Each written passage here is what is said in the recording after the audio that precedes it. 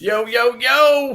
What's up, bitches? Welcome to another episode of Lefty Live on a Thursday night. Today is Throwback Thursday because I got two ugly bastards to bring on tonight. Haven't seen these guys around in a while. We got my boy, Kyle, DTOM. What's up, dog? What's going on, man? Dude, I love seeing your ugly ass face. It brings joy to my heart. Oh, it's funny. That's what my wife said. I like it. That's funny. And then I got this bastard too. Grady's gear. What up, Chris? What up, bro? What up? You kicked any ducks lately? One bit my daughter last week, bro. Of course, For real? Yeah, dude. She was feeding ducks and it bit her. Hell yeah, sorry. dude. That's fucked up. I expect nothing less. Right. We are one screen away from having a full reunion, but Jake could not make it tonight. So That's all right. we'll have to hold down the fort. I think we could do We that. still love Jake. Yeah, we're one shy of a full Shadow Ranger, but whatever.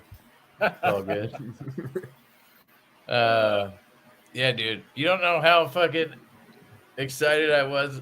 Was it like Monday? I'm just like working and doing shit, and then on my phone it pops up. It goes DTOM Knives and Gear from YouTube. Gave me this little notification. I guess I had notifications on for your channel, and I'm like, what? I almost fell over hitting the YouTube link, and then I turn it on and I saw your face, and then you were like, "This is not a knife video." I was like, "Fuck!" I knew that was going to happen. I knew it. He's like, "I'm back, but I'm not." I was like, "Damn it!" But maybe we can drag his ass back in. I was on that so hard trying to get him on for that. Yeah. I would not let it go. And Chris, you put up a video this week too, right?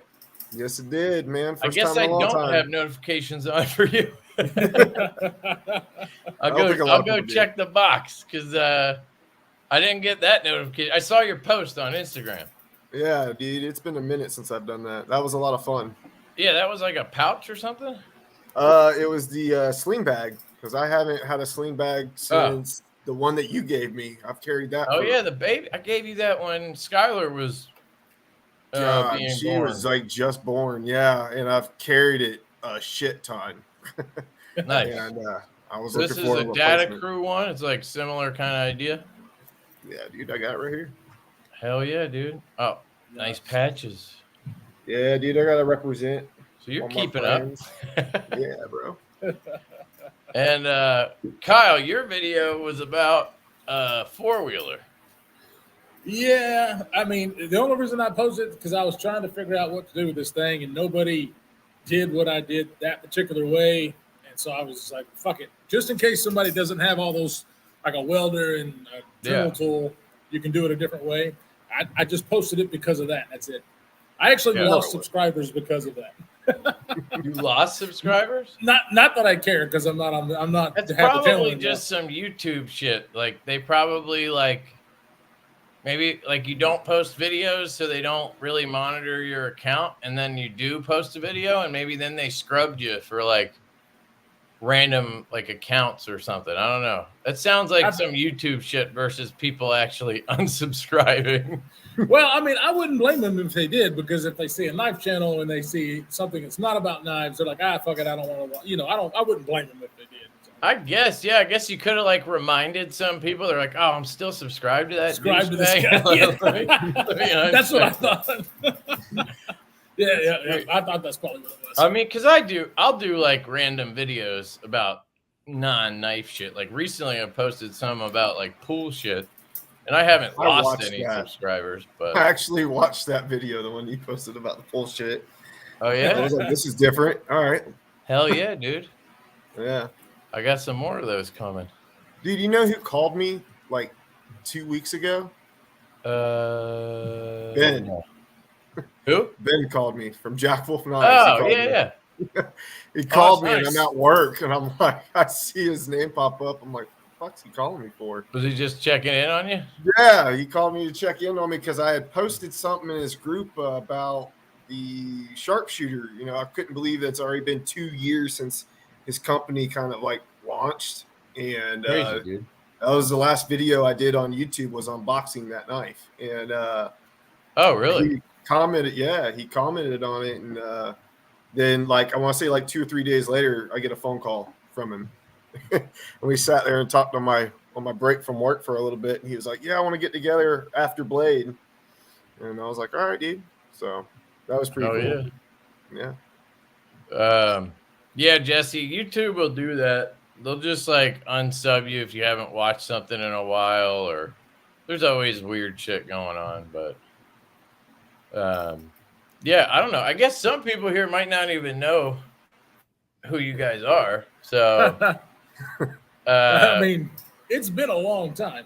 It has been. Yeah, for Kyle, it's been a couple years. I think maybe 3.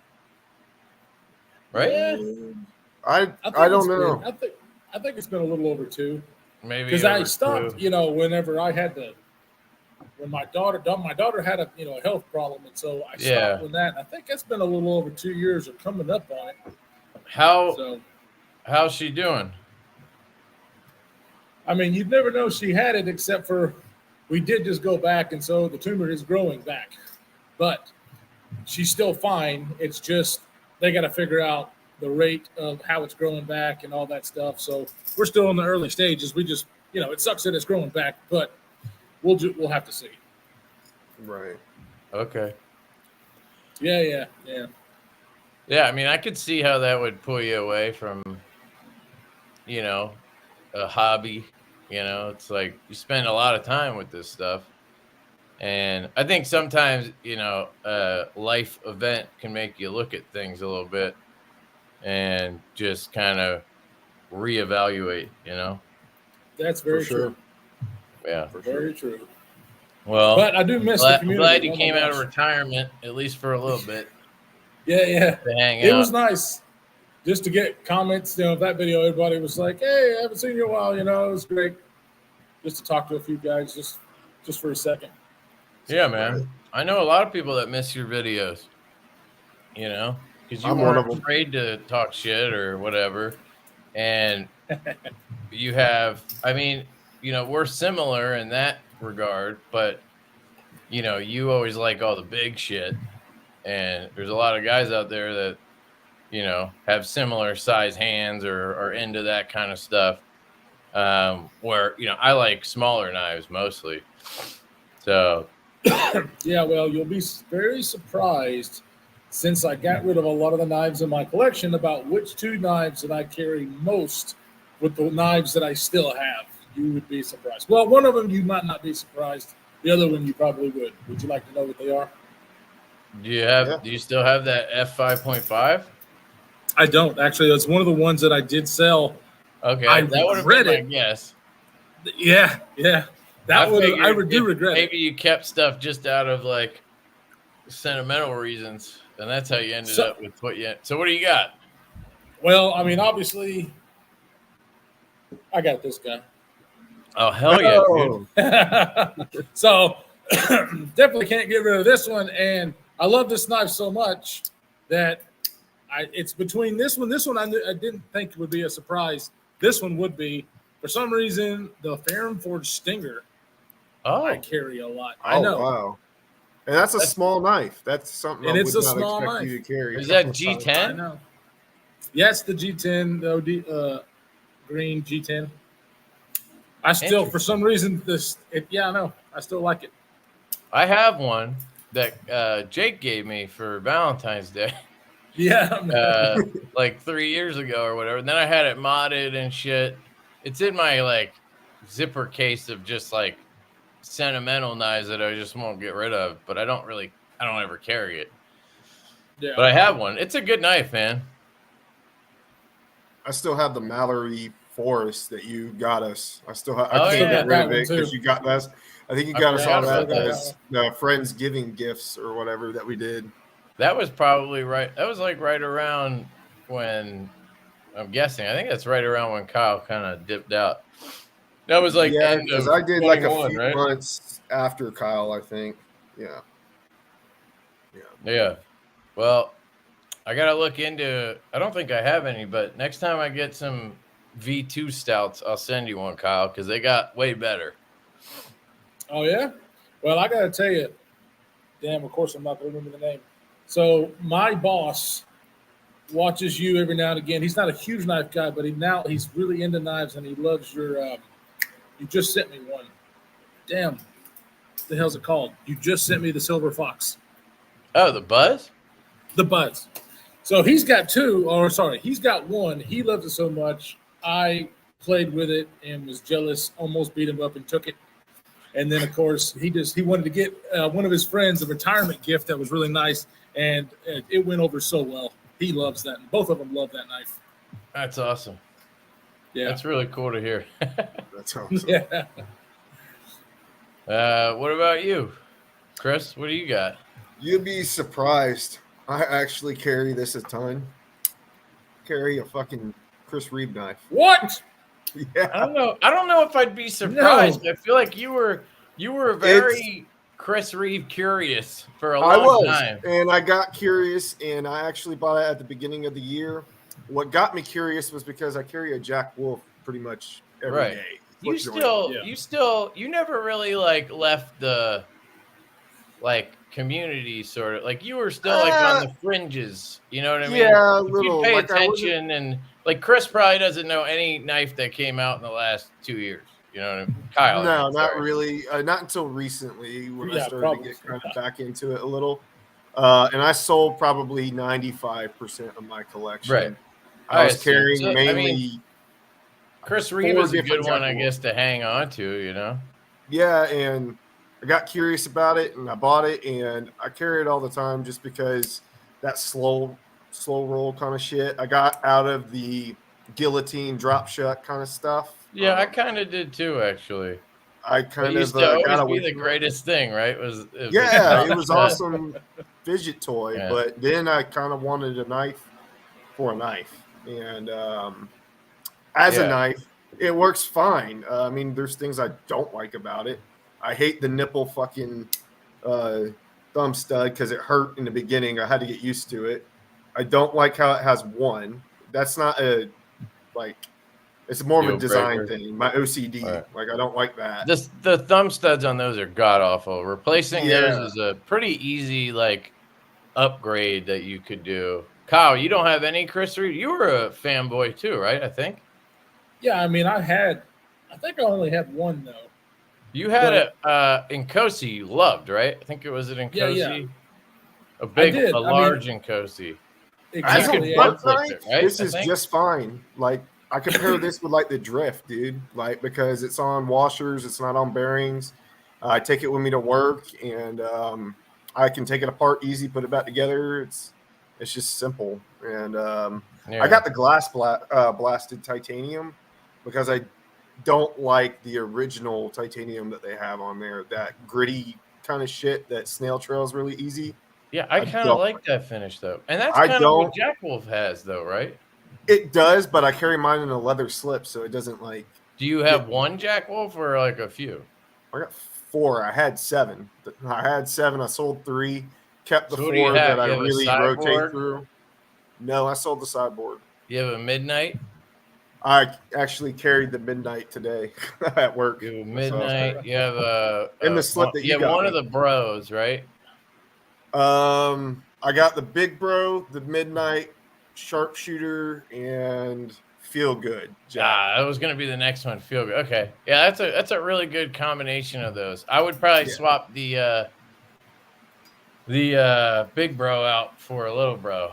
I do. I'm curious about the Little Bro. I've been eyeing that. The mini cyborg, dude, is. I've been eyeing that. It's crazy. I would say it's the best example they've had yet because the walk and talk is just like knocked it out of the park. Really fantastic. Yeah, it's really good. I'm really interested in that full tie one. That one looks really sick. I can't remember who he gets to make those. Are they Riot made? So that's funny. Because I can't remember.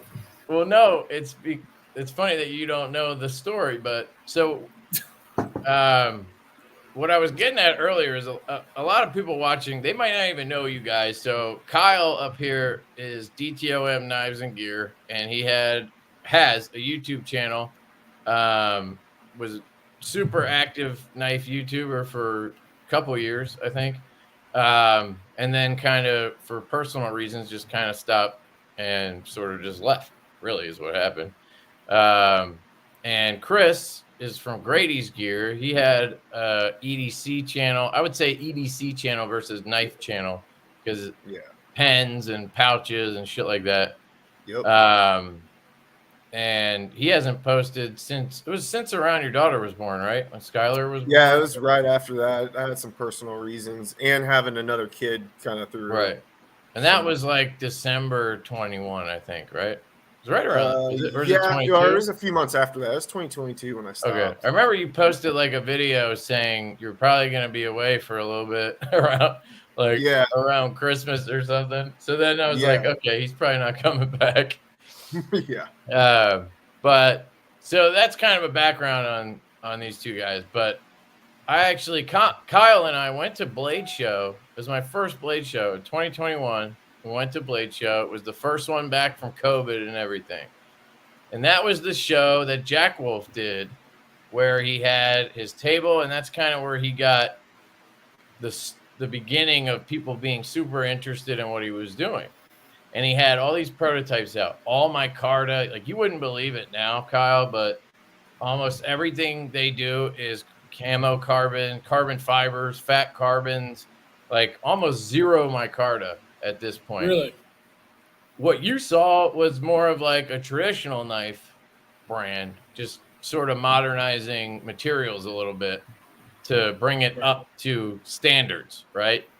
But he started trickling in carbon fibers like fat carbon, and those would always sell like instantly. And then he'd be sitting on micartas. So he started putting more and more carbons in, and they just did so well, and nobody would buy the micarta. He kind of just phased it out. And that was for a couple years, and then, or maybe a year and a half. And then he actually designed a locking knife. So he has a locking clip point gun stock that became super popular. So now he's got a couple locking knives. He's got 2, I think. And then this month he dropped his first fixed blade. Or I guess it's dropping tomorrow. It's the Midnight design and a fixed blade. Is that purple haze fat carbon? That looks sick. Yeah, this one's purple haze. I did that because I have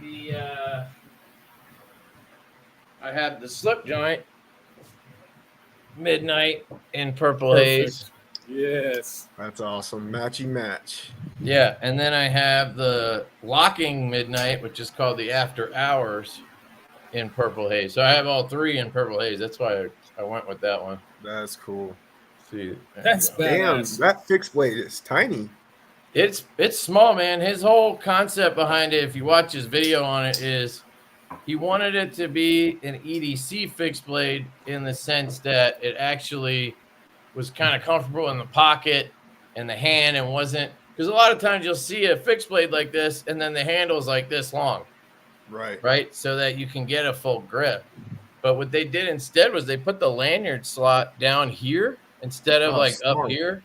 So it'll come right into your hand. If you put a lanyard on it, you'll end up basically with the perfect kind of 4-finger grip with a lanyard. I don't use lanyards, and for me, 3.5 is just fine, you know. But anyway, that was a whole long. But so Kyle asked who's making them, and at the Blade Show that we went to in 21, the whole table he had, all the prototypes were Riot. That's why he asked that. But what you don't know, what happened after that was the closer he got to production with Riot, the more they were like pushing back his production. And his whole goal was to have a drop every month. I don't know if you remember that, but when we talked to him, he's like, I want to have a drop every month, a new model come out, whatever. And could you imagine Riot pulling that off? No. So the further he got into it, they were like starting to get a little iffy on that. And they ended up actually saying they didn't want to do the project. Because I think they realized that they couldn't. They weren't going to hit those schedules, you know? Yeah. So that actually set him back about 6 months to a year because from there, he had a bunch of different OEMs make prototypes like QSP and Best Tech. And some OEM that we either don't know or we know but can't figure out. And whatever he has done to work with this OEM, it's incredible. Those prototypes that we handled at Blade Show in 21 were good from Riot. What he ended up getting delivered is like, I mean, I think it's like twice as good as the ones that he got from Riot. They're fucking dude, ridiculous. Yeah, these are awesome. I love this shit, dude. When you handle the locking knives, it's pretty evident that this OEM is fucking fantastic. Like, they're really good. Nice. So we don't know, and he won't say. He says he has an NDA. And so, you know, I think he says that because he doesn't want to say, and it's an easy way to get around it and just say, I have an NDA that, like, I can't tell you, right? Yeah. Versus saying, I don't want to tell you, because that sounds bad. But I've said this many times. If he told me who it was, my first reaction would be, you have a contact, I want to reach out and get some knives. Right. And everybody and their mom's going to do that. And the reason why it didn't work out with Riot is because of that exact reason. Sharp by Design was ordering, 3,000, 4,000 knives at a time on his runs. And I think they were doing some work for Custom Knife Factory, possibly on the Evo 2.0 that took, 15 months or whatever to get on a pre-order. The 3.0 took 15 months, I think, to get, which lines up really closely with Riot's timeline at the time. And those huge projects just created terrible timelines with Riot. People, the last couple of years, it would take you 12 to 15 months to get your production runs in. And so if he tells people who the OEM is, that's exactly what's going to happen, because anybody looking to do a project is going to try that OEM. They're clearly really good. You know what I mean? Yeah. So, well, I mean, I guess I don't blame him. He wants to be able to keep that under wraps, and that's his prerogative. Right. Yeah, I don't blame him either. I'm the type of person that tells people. I think a lot of that is because we use different OEMs, so telling people helps explain pricing and stuff like that a little bit.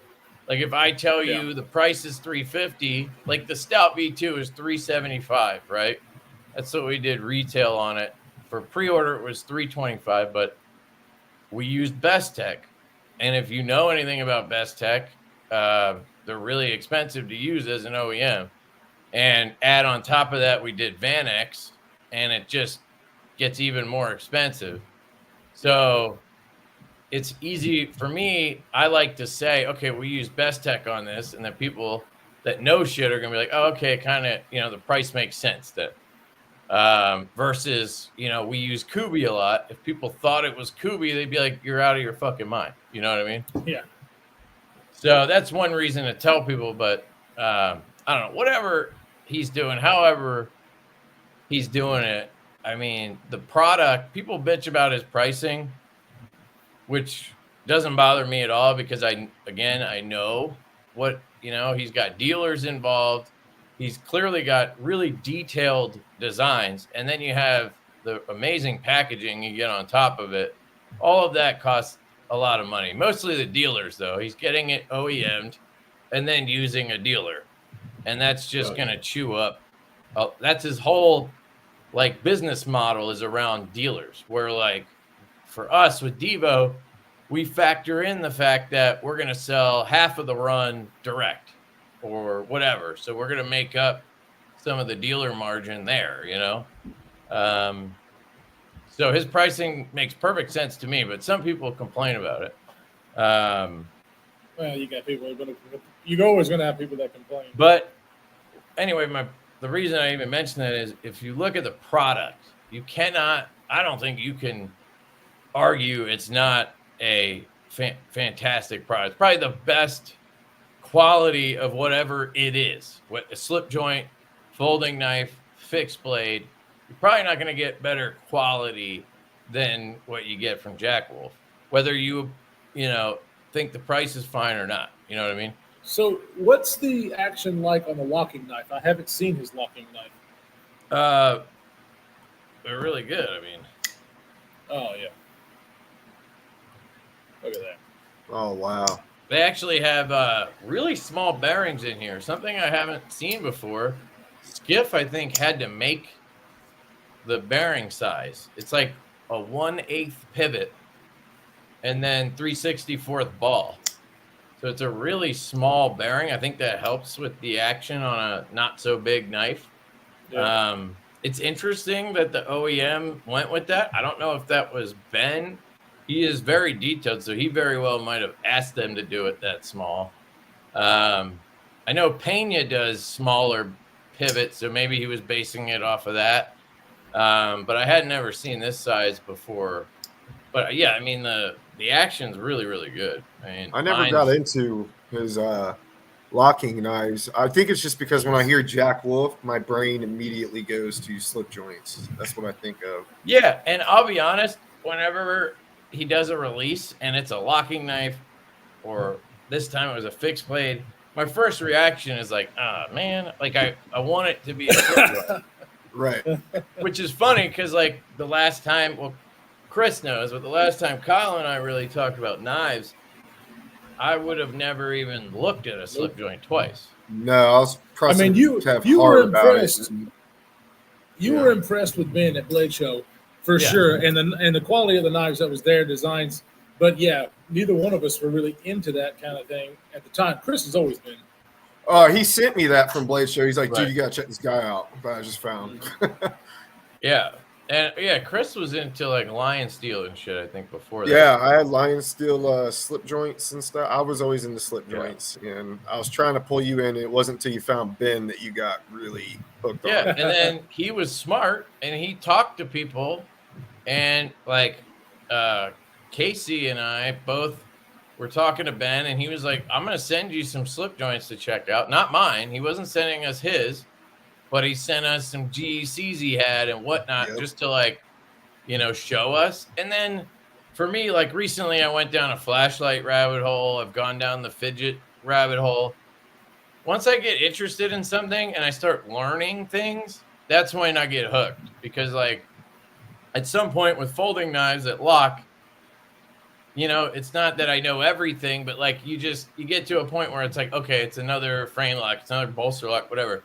But when it's a slip joint or a flashlight, I don't know anything. So now every time I get one, I'm learning, and it's just more exciting. And that's what draws me in with stuff. Makes sense. I get that. That does. I think we're all kind of like that when we go down. Well, that's the reason why it's like LeftyEDC and not Lefty's Knives. You try different things so you don't lose interest. Yeah. Although that wasn't really the thought process when I just went. I think I saw like some people just adding EDC after stuff, and I was like, "What describes me?" Right. And the fact that I'm left-handed always comes up or came up. I don't know how many times the 3-4 of us would be talking about a knife. You guys would love it, and I couldn't touch it because it just didn't work. Yeah. Like the Arius. I loved it. You hate it. Yep. Yeah. I can appreciate it, but just doesn't work for me unless they make a lefty version. So yeah, that's kind of where that came from. I do want to pull up. I have a giveaway I need to do tonight. I'll do one for the live as well, but then I have the custom FocusWorks F2 flashlight for the members. So if you guys are a channel member, you can get in on this. I'll pull a winner around 11. So I'm going to get the link to the video so you can go leave a comment. I'm always like a month behind with these, but it is what it is. Just get that. I bought a flashlight recently. I bought the Yeah? Apollo. You got the Apollo? Yeah. Sick, dude. Yeah. I like it. Actually, it was one of your videos that got me to do it. I've never really been into flashlights, and then I started looking at the custom ones, and I pull it up, and it's like fucking 16 videos of yours going over CWF. So I just kind of went down a rabbit hole watching them. And I was like, well, I want to get into it, but I'm not sure if I want to drop $500-$600 on one. And then I saw Tactile Turn did a collaboration with Charles Wiggins, and I was like, that might be for me, you know, to ease my way into it. Yeah, they're really good. Colin actually bought one at a Blade Show. Oh, nice. And if you're not into like wanting to program your flashlight or whatever, you just want it to turn on, work, and turn off or whatever, you just want like low, medium, high, then I totally understand why you would like that model. You're gonna get the same performance you would out of the custom. Right. You just can't control as much. But even on the customs, you can't, like, his programming isn't very in-depth. You know what I mean? Yeah. Let me just pin this, and then I can pay attention again. All right. So I pinned it at the top of the live stream chat, guys. If you want to get in on it, you just have to be a channel member. It's like $2 a month if you sign up. You could sign up, and then you could cancel it later or whatever. Might just cost you $2, but they'll give you a chance to win this. It's a FocusWorks F2 custom with tumbled aluminum, and then it's been modded with a 519A emitter, 4500K, and then a Dr. Jones driver. If anybody knows what any of that means, it's really good. So that's kind of what it means. Yeah, I bought one at Blade Show. I bought this one from La Lima Metalcraft. I don't know if you guys have heard of them before, but now it's called Dawson Machine Craft. They kind of renamed it. I think one guy kind of stepped away a little bit or something. I don't know. But how you like that pocket clip? It works really well because the ball, it doesn't use the ball for anything. Because usually when there's a ceramic ball, like Leon Ma or whatever, they usually suck. They're kind of tight, you know? Yeah. But yeah, this one works well. I've had a few of their lights, and usually I have to adjust the clip, but I just bend it one way or the other, and it's fine. But this one came perfect. So they're definitely not Rovi Vons or O-Lights, that's for sure. Yeah, those are good though. Yeah, I've had Rovi Von O-Light. I could give one of those away. I think I bought this year. I bought only like 3 knives. I got this Sabenza. This was my latest pickup. Was the Null Knives Reiku. Is that the Reiku? That's the one with the the sheep's foot. Yeah, I saw that the color combo. Yes, dude. You know, I thought about you when I bought this. I was like, dude, that black and bronze is totally Kyle. That's totally me. Yeah, I love that. I wanted the static wash one, but that sold out, and this was my second favorite. So. Static wash. Yeah, is that just like a... It was the plain monochrome, like more my speed, what I go for, but I've been trying to add color into my life here lately, so. Felt satin, baby. That's the way to go. That is the way to go, dude. I love satin on everything. I almost grabbed one at Blade. The mill tie Jack Fixie is killer. Yeah, it does look I good. like It's that a little one heftier, too. Yeah. Didn't he do a micarta fixed blade? Like he was trying to bring back some micarta or something like that. I thought I saw it in one of his posts that he did. One of the versions was like a polished micarta on his fixed blades. for Jack Wolf knives. Sorry, wait. Did you ask something there? My bad. I was distracted. I wouldn't expect anything less. I was asking if he put. Didn't he have a micarta version of the fixed? Yeah, there's like a. Is it like a polished linen micarta, black yeah. linen or something? Yeah, I think so. Yeah, I could pull it up and show you guys the different versions. It's funny now that he doesn't do micarta. EDC. Those are the ones that are going to go for pretty good on the secondary market. New member time. Yeah, maybe. Yeah, Sling and EDC became a member. Shout out to you. Thanks, dude. Nice. Definitely go enter that giveaway. Let me just roll It down. surprises me that he was sitting on a bunch of micarta. I guess things have changed a little bit because the fat carbon, which like some of the fat carbon I like, but I'm not a huge fan of it. So I was actually really surprised when you told me that just kind of sitting there and just like nobody likes micarta anymore or something. At least on actually nobody likes micarta anymore. Yeah, you don't see it on much anymore, and when you do, it doesn't really sell as well. Carbon fiber is just like taking over. Carbon fiber and then like milled titanium. People don't really like plain tie either. Just like they want milling on it. Really? Yeah. I like, Casey says, "Hey Kev, Chris, and Gimli." Oh, what's up, Casey? Casey, you commented on something in the group chat the other day asking if I was alive, and I told you no, I was a ghost. He was killed by a duck. Yeah. That's right. That's right. Duck finally got him. I think I pissed off some wildlife in a past life or something. I don't know. That's funny. Hey, LCAP, I made you a moderator so you can do your thing. LCAP sent out an email to a bunch of channels about somebody or people, I don't know, something about them like being on multiple accounts and like cheating on giveaways, sort of. So still going on, huh? I don't know, but he did a shit ton of research, so I'm just going to give him moderator status, and instead of learning everything myself, I'll just let him take care of it. Hey, there you go. If he's okay with it. There was one other person that asked too. If you remind me, I'll wrench you up too. I just don't remember. Okay, so let me show you the different versions. Titanium Justin says 2 months carried the Growler. Hell yeah, dude. Growler's sick. Let me do this. Which one's the Growler? I don't remember. That's the all the names. The only one that's not a sheep's foot.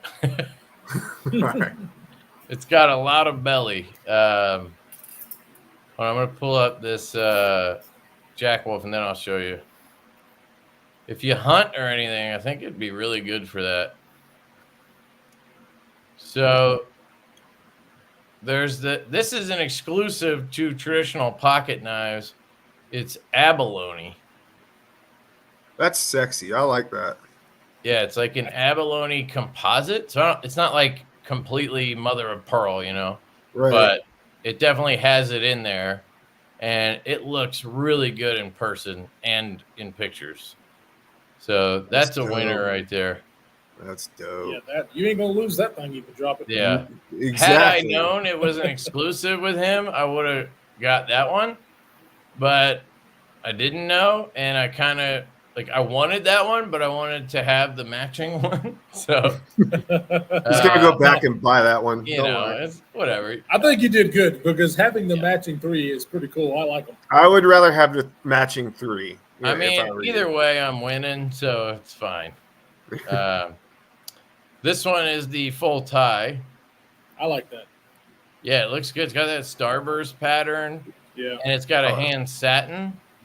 That's awesome. Which, I don't know, on a fixed blade, I feel like I kind of just want like a user finish, but I don't know. I mean, I don't know. I kind of prefer satin. I'm not hard using any of them, so I don't think it matters. Felt satin. Yeah, with a EDC fixed blade that small, you're still doing just possibly just the regular task anyway. Right. Just the tip. Just the Just tip, the I tip. promise. Here's the purple that we've seen already. Belt satin on that one. And these are all $235. Here's the micarta one. Oh, they're cheap. They're cheaper than like his Well, the slip joints are $299, so I think that's fair. Yeah. I don't think they should cost what a folding knife does. But there's a lot of detail on these, and the slips. This sheath is really good. It's thick as hell, in a good way. So is it made to go just in your pocket or on your belt too? No, it'll go on your belt. So yeah. So it has this little tab right there, which helps it stay in your pocket. So when you pull on it out of pocket, the slip doesn't come out. It just comes right out. You know what I mean? Right. And then when you put it through your belt, that also acts as like a stop for your belt. Okay. Or whatever. Okay. It's a little harder to get in the pocket because of that. You have to kind of lift it up and pull it in. But I haven't really had a problem with that. I've gotten it out of pocket, no problem. A little harder to have it in pocket and kind of resheath it. But I think once the slip or the sheath breaks in more, it'll be a little easier. I would probably carry it on my belt rather than my pocket. I tried it, but you're not fat like me. It's kind of, because it's just straight vertical, it kind of like, I don't know, it wasn't very comfortable. It would be cool if you could get Troy to make some type of slip for that. Yeah, he could do that. I really haven't even thought about it for this. That's how good I think this sheath is. Right. I don't feel like that's necessary. For the slip joints, I always want to get a slip from him. Yeah, dude, I love his slips, man. And then the last one is Ultim and like working finish. Looks pretty sick too. I don't know. I like Ultim. I just don't like it on that knife for whatever reason. I kind of hate it in general, but I think it looks good on this. I'm not a big Ultim fan in general, but on some I like knives, it, but it just doesn't look right to me on that knife. I think it looks cool. You can see the skeletonization of the handle and stuff, which is kind of cool. I think it would look cooler if the blade was like blacked out and it was black with the Ultim. I think that would look cool. I just don't like the plain look on it. I don't know. Yeah. Here, I'll grab the Growler. I'll show you. Oh yeah, I want to look at that. We have I think we have to have like 10 models by now that have come out. Holy shit, so. Really? You probably haven't seen a bunch of them, but this is the Growler. Damn, you weren't kidding about belly. Fuck, right. I can go duck hunting with that. Yep. This one, the design came from, I had this fixed blade called the Benchmade Hidden Canyon Hunter. And I just loved it. I'm not a fixed blade guy, but I just loved the blade shape of it. It just had all belly. So I told Colin that's what we should do a knife with like all belly. And this is what he came up with. I think I drew like the worst sketch ever that looked nothing like this. And then he made a real knife out of it. So he gets credit. That's sick looking. I like that. But yeah, I like that a lot. He did this hole shape. And then I said, why don't we do like a lanyard hole that matches it? So that's why we have this. But after getting this Jack Wolf fixed blade, it makes me question the location of lanyards, because I really do think it makes more sense down here now. If you think about it, if it's in your hand, having that lanyard come out here versus here, I don't know. I guess it depends on the knife, maybe. I think it depends on the knife. But like, wouldn't you get more grip if it just was like right here? I guess you wouldn't. If you had a huge hand, it would, right? If you had a huge hand, you get more grip. Maybe on a smaller knife where that lanyard is there for you to help grip it. But on a bigger knife, it probably don't matter. Kyle, we need your hands. That's probably what it is. Tell us what you think. You're the one with the giant ass bear claws. Shout out to Chris_229. Thanks for being a member, dude. Are you a Chavez fan? Is that where that comes from? I miss my Chavez. A venomous duck. Dude, that Chavez was so hard to you hated it. I know you hated it, and I've actually handled other Chavez's, and they weren't that hard to deploy. The detent on that thing was super strong, but I fucking loved the way it looked. You know, because it was customized by, I can't remember. The Way of Knife? Huh? Was it Way of Knife? No, it's a company that does a lot of Chavez knives. We met him at Blade Show, and I think you bought a Chavez at Blade Show, didn't you? No. Oh, Fanatic Edge. Fanatic Edge, that's it. Yeah. I definitely bought a few things off of him for sure. Yeah. What was the knife that Kevin like fucking creamed over and wanted all of us to try? And God, what was that? How many knives could that have been? Not many, because there's a lot that you're like, oh, I fucking hate it. But was it the I think Axon? No, Slim Midi. It was a Slim Midi from Medford or something, I think. Right? I don't know. I did love the. You had sent it to Jake because Jake didn't like Medford, and you kept pressing it about that. The right-handed Slim Minis I had were really good. He came out with lefties this year. I got one. Hot garbage. Really? Yeah. I think being left-handed, I would put pressure on the lock bar, so the right-handed one would feel like a real detent. Right. But then when you get one in the correct hand, you get the shitty detent that they normally have. I don't know. It was, and then there was just QC issues, and at $650 for this knife, it's like it needs to be perfect. Right. It was bad, man. I actually returned it, which never happens. Kevin likes most knives the first day only. I like that. He's right. That is so accurate. Yeah, it's so accurate. He likes it. The next day, he's like, "Fuck that knife." I don't like it. Barry says, heard they did a study. Redheaded people are most likely right-hand deficient. Therefore, Kev is not left-handed, but right-hand deficient. Probably a ginger. Just saying. I'm not a ginger. Look, the only way to know is if you drop your pants, and you can just find out what that trail is. It's the only way we'll know. That's great. Oh my God. Sorry, I forget. Oh my God. You know, it's fucking hilarious too how Kyle, when he hits you up, Kyle doesn't say, "Hey man, I know I haven't talked to you in a while, miss you," or anything like that. He sends me a meme about elephantitis in somebody's balls or some shit or whatever.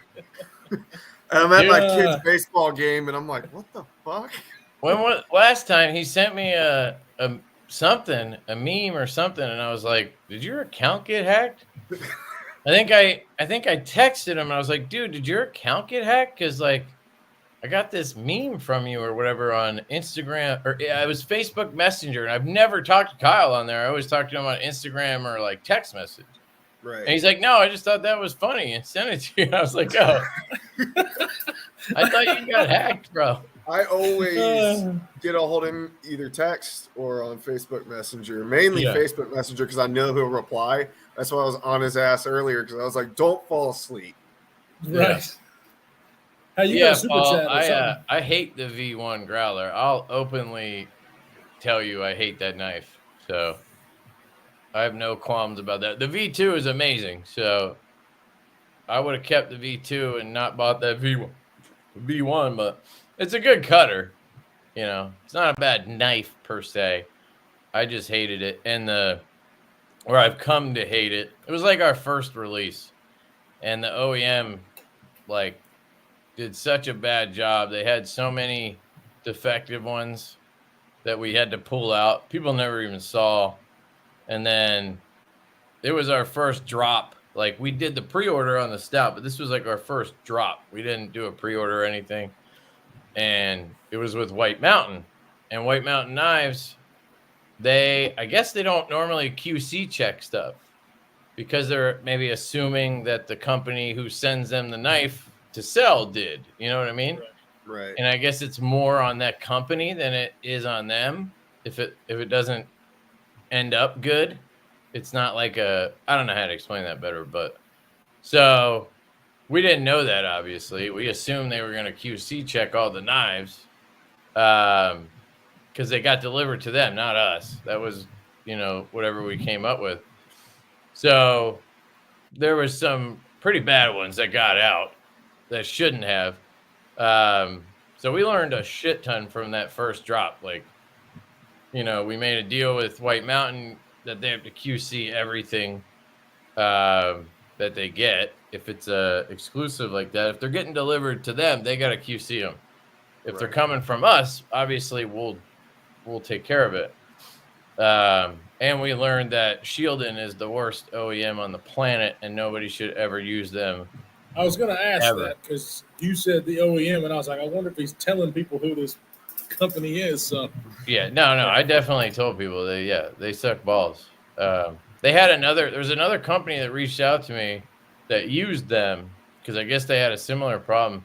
Their defective rate was 27%. Jesus. Just for reference, Wow.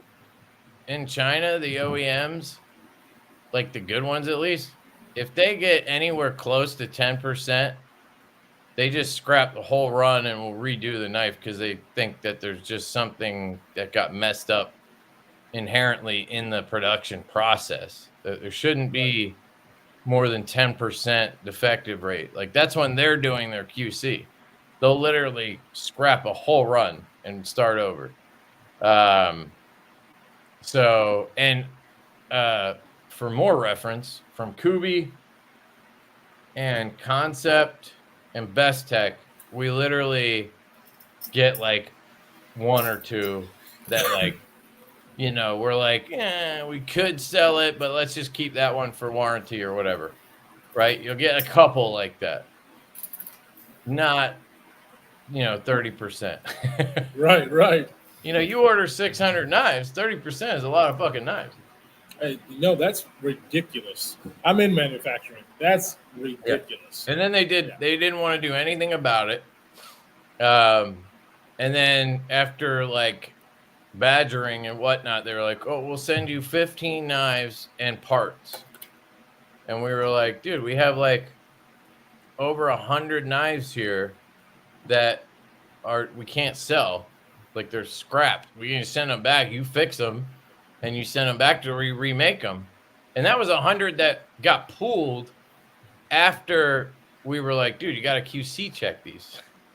So, add to that however many actually got sold and sent out and then came back, or people just kept and were like, it's good enough, or, didn't notice the issue, or more likely probably hate us now because they got a knife that wasn't good, which is the sole reason why you want to make sure that doesn't happen, Right.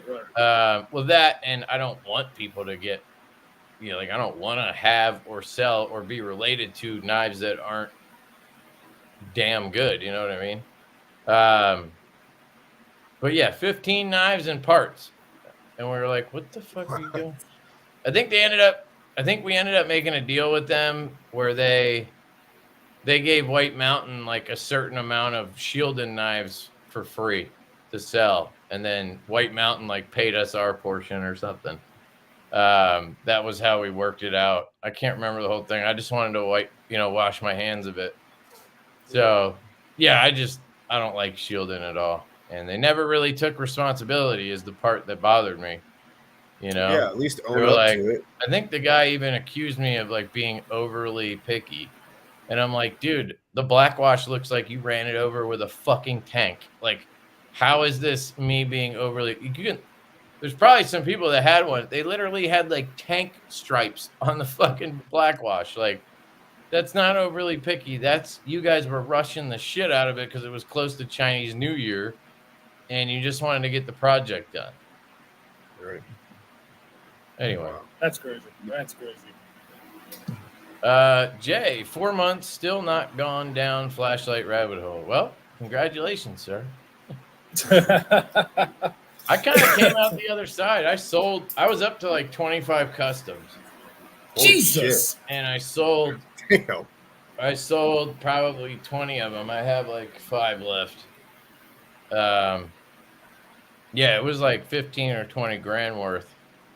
So when I started working on this black project, I was like, I probably should not have that much money in flashlights. I could, you know, recoup some of this deck project money if I just sell these. And like, you know, it was at the point where, you know how it is with knives, like you have so many that you don't even carry half of them. And then it's just like, I don't know. I get to the point where I'm like, why do I have this if I don't carry it at least once in a while? Dollar signs when I got that. Yeah, that's how I live. I don't have enough money to be like just sitting on 10 grand worth of knives or flashlights or whatever. You know, like it's fun during the collecting part and everything, but then, you know, it's kind of like, well, I haven't carried this in weeks. Like, so I must not think it's that necessary. I'll just sell it. Right. You know, I did a huge sale on the Facebook groups and sold so much shit. I just had way too much, and it was accumulating so much cases of this and that. And I was like, yeah, I got to downsize to what I actually use and carry and enjoy. And that's what I did. I've been really picky about my knife purchases here lately. Like I just, it's got to fit a specific criteria or whatever the fuck that is that week that I want it to be. But it has to fit that in order for me to buy it and use it. Like when I bought the Knoll knives, I've carried the piss out of it, just like I do my Sabenza, you know? So I think the only knife really the longest in my collection is my Quiet Carry Drift. That is the one that I carry. What about the slip joints, like the Lion Steel? Oh, no, not dude. Once I got Jack Wolf knives, them Lion Steels, I haven't carried them since. Like the walk and talk's way better. The fit and finish is way better. I have the slips that you had got me 2 slips, and I use them all the time. That's what this one's for the midnight, and the other slip you got me was for the sharpshooter. Then I bought one off of Troy for my big bro jack, and my his jack actually rides in my bag. You what? Yeah, like he has like 2 or 3 sizes, and they fit like all the different jack wolves. Yeah, you can rotate them. I mean, I would always get a specific one for each knife, but you wouldn't have to. I like hell yeah, Chaz. He's been a member for 30 months, dude. That's a long fucking time. Damn. That'd be a long time. 2.5 years. God damn. I didn't even know they had memberships 2.5 years ago. That must be like when I first turned it on. Right. What's this? Shout out. Thank you, dude. Appreciate you. Damn. You guys might appreciate this. I have a slip joint I got at the show from American Blade Works. I don't know if they were around when you guys were, you know, paying attention or whatever, but I like the million on that. He might have just came out with the Model 1, Kyle, before you dipped out. I don't know if you remember the. But that wasn't the Model 1. That wasn't a slip joint, was it? No, it was like it was a flipper. I think I do remember. Yeah, you were still, because I got one back when I was still recording in my like old house in the office and shit, and I was still doing face cam stuff all the time. But anyway, this is a slip joint he just came out with. $150. Made in the U.S. by one dude in his shop. His wife helps with stuff. I don't know what she does exactly, if it's administrative or if she actually does stuff in the shop. It's possible. Right. I don't want to assume, but it's just them. $150, titanium and Magna Cut at 64 HRC. Dude, that blade shape. That sounds like a deal. That's crazy, right? That is a at $150, USA made, Magna Cut and titanium. That's awesome. Yeah. For reference, his locking knives, like the Model 1, I think was like I think it was like $199 in micarta. It was like a steel liners, micarta, and whatever it was, S35, I think at first. And then, you know, now he's doing titanium with camo carbon inlays and Magna Cut. And, you know, I think those are probably like $250. I agree. It's like an Axon Slippy. That's It does, actually. I got Vero vibes from it when I seen it. That was one of my thoughts, too. I have a Lefty Axon. It's got some of the vibes, yeah. Oh, yeah, I see it now. The blade Is it shape around the mostly, same I think. size range as a Jack Wolf? Like, as far It's as pretty like, small. It would be little bro, if anything. Okay. I I'm don't gonna have. have Do to you check remember them out, dude, the? because I like that. I don't know if you remember the Vanish from Kvist, but it's bigger than that by I a little remember bit. it now that you're showing me it. I do not like that knife. What, this one? Yes. Why? I think it doesn't look good. I'm just not a fan. I'm not a huge fan of The sway back back sweep, style. I've never liked the sway back. Yeah. I don't like swaybacks either, but for some reason I really like this one. And I really love Jacob. He's the designer.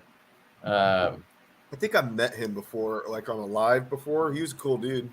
Yeah, he's a good dude. But yeah, $150. I think that's a great deal.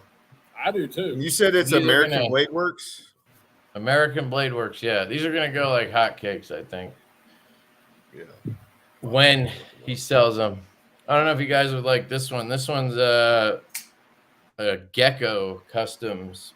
It's called the Sakura. I've seen that one. I've been following that shit. That lime green one that he has is. Oh yeah, because his whole thing is gecko green. It's like matches my got car. That's moss the reason why I want green or whatever. But yeah, it's got the fingertips, kind of rosy-ish. A little bit. I like Really? that. Yeah. I like the big choils. Yeah. Chol. Oh God. Chol. The chol. Yeah, I really like this one. If it was left-handed, I'd buy one. But being lefty, it's not. And they're not cheap. These are like, I think he has them retail for like $3.99 or something. I think he'd sell them better. I think if he was at like $3.50, probably. Right. What's the steel? Magna Cut, Magna Cut. Best Tech OEM, belt satin, titanium. I mean, it's really good. I can tell you, like the Stout V2 is Best Tech. It's a bolster lock and tie with an inlay. So we're at $375. So I get where he got to that price, I think $350 would probably be a better sweet spot for this. Right. But whatever. It's $50 different. It's not a huge deal for me, but it does give me Rosie vibes. That's for sure.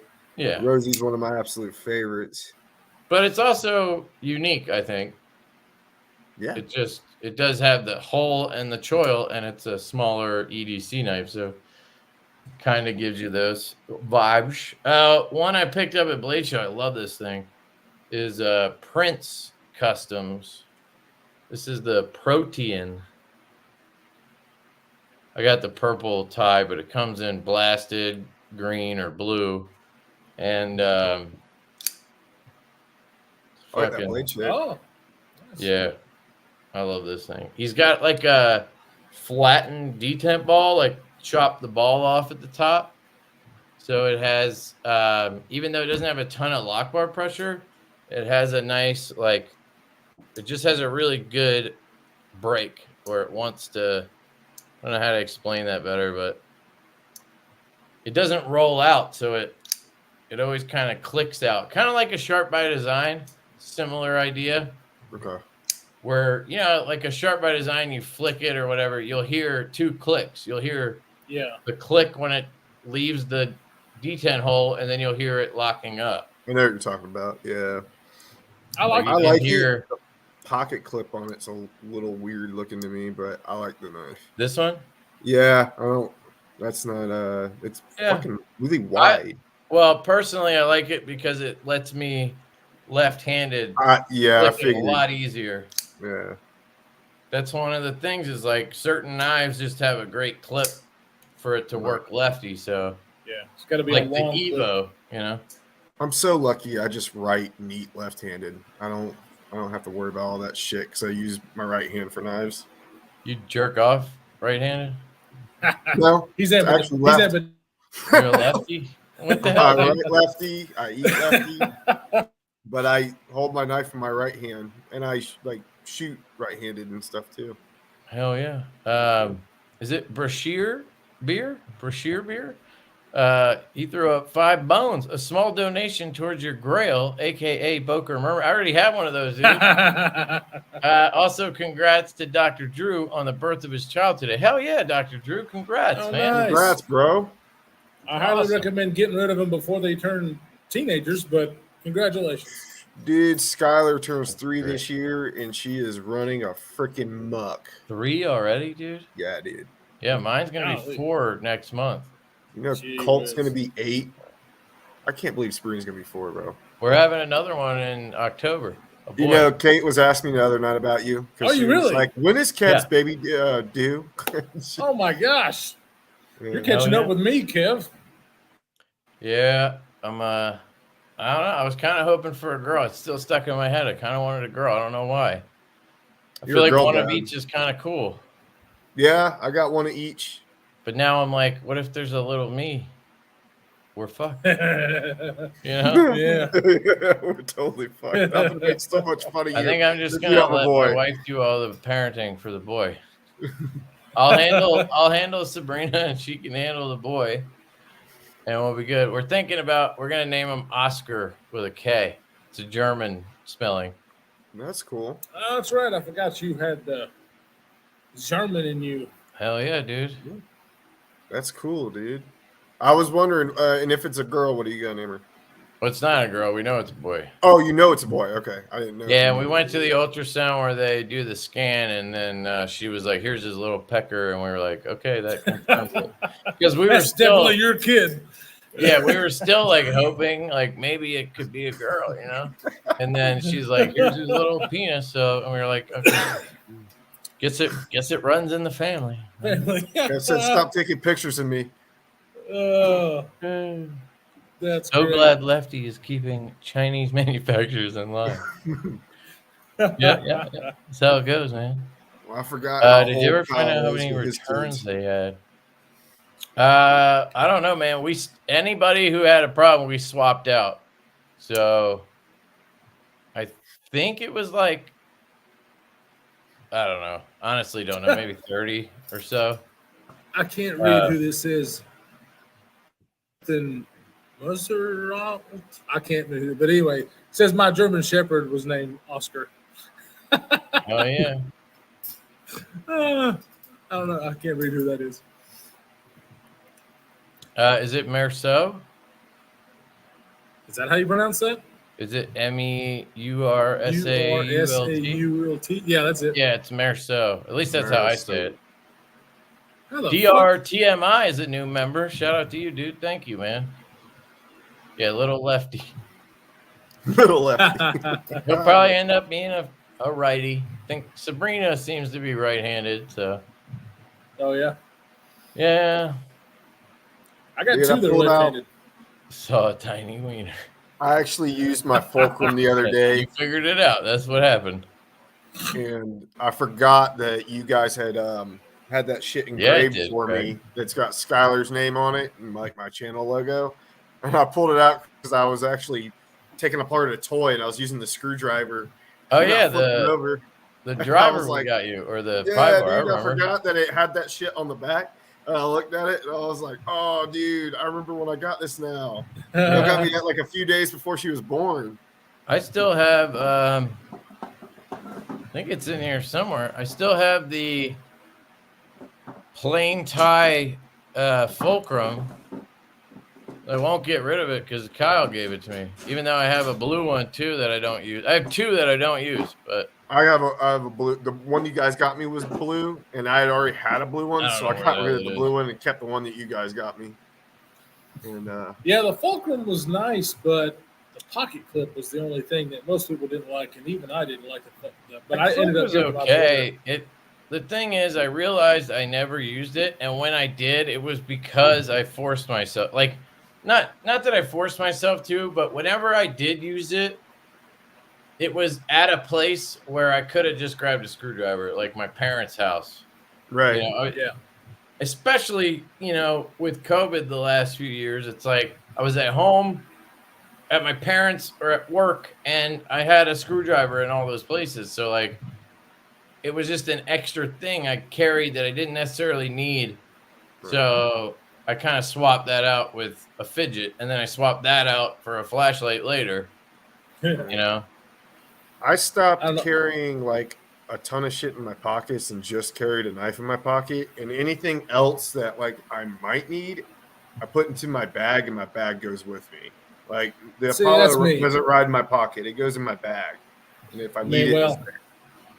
I always have a flashlight, a knife, a little backup like Swiss Army knife. Right. But my multi-tool I carry every day, but it's in my bag. Right. Same thing with like a pry bar. I use a pry bar quite frequently just for, dude, I used one the other day, believe it or not. I was fucking trying to take apart these Legos that my son did, and I couldn't get it apart, and I used the fucking pry bar to wedge that bitch out so I could take it apart. But I guess my point is, you're at your house. You could have just grabbed a flathead and used that. Exactly. So like anything that I'm not using on a regular, I just put it into my bag. That way I have it. And I usually carry 2 knives, mostly because I review stuff. So I have like one knife that either I want to carry, and then like a knife I'm reviewing, or I'll just have 2 knives that I have been reviewing, which is usually the case. Like today I had the Prince Custom, and I had the Vosteed Mini Psyop. That looks sexy. I like that. Yeah, this one's cool. It's a Tough Knives design. That looks sick. Yeah, it's actually really cool. The only problem I'm having with it is it's small enough that sometimes when I'm going to close it, my palm gets in the way, the fat, and then it like cuts me. But I don't know if that's more of a me problem. I think I had that problem with the bug out too. Yeah, I think if that was a little bit bigger, it might be better. Yeah, the crossbar locks, they're supposed to be safer. They end up, I almost cut myself more with those because of that. Yeah. Kind of funny, actually. Demonox says Merceau is pronounced Merceau. I think it's really pronounced dickhole, but I could be wrong. No, that's LEFTYEDC. Yeah. And Brashear Beer says he saw a little wiener too. He was looking in the mirror.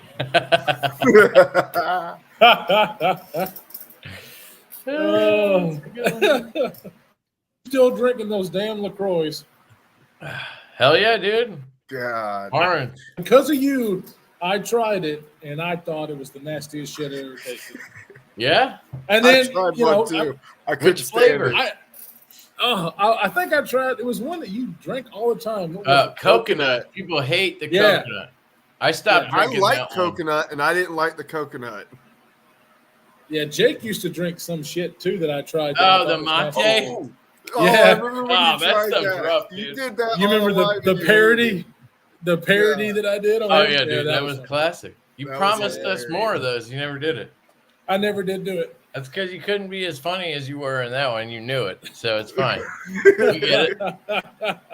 We get it, dude. Yeah. God, I remember that video. It was so funny. That shit was classic. Was that on your channel, or was that? I think it was. We should look that up. Let's look that up. Yeah, it was on my channel because I mean at that time he was pretty close, and he had gotten he's gotten really popular, I think, and so if you knew who Jake was, you got it. But if you didn't know who Jake was, then everybody was probably like, "What the fuck is this guy doing?" Yeah. I didn't care. Let's see. I'm having like 4,000 voice messages going through my head right now that we used to send on the group chats all the time.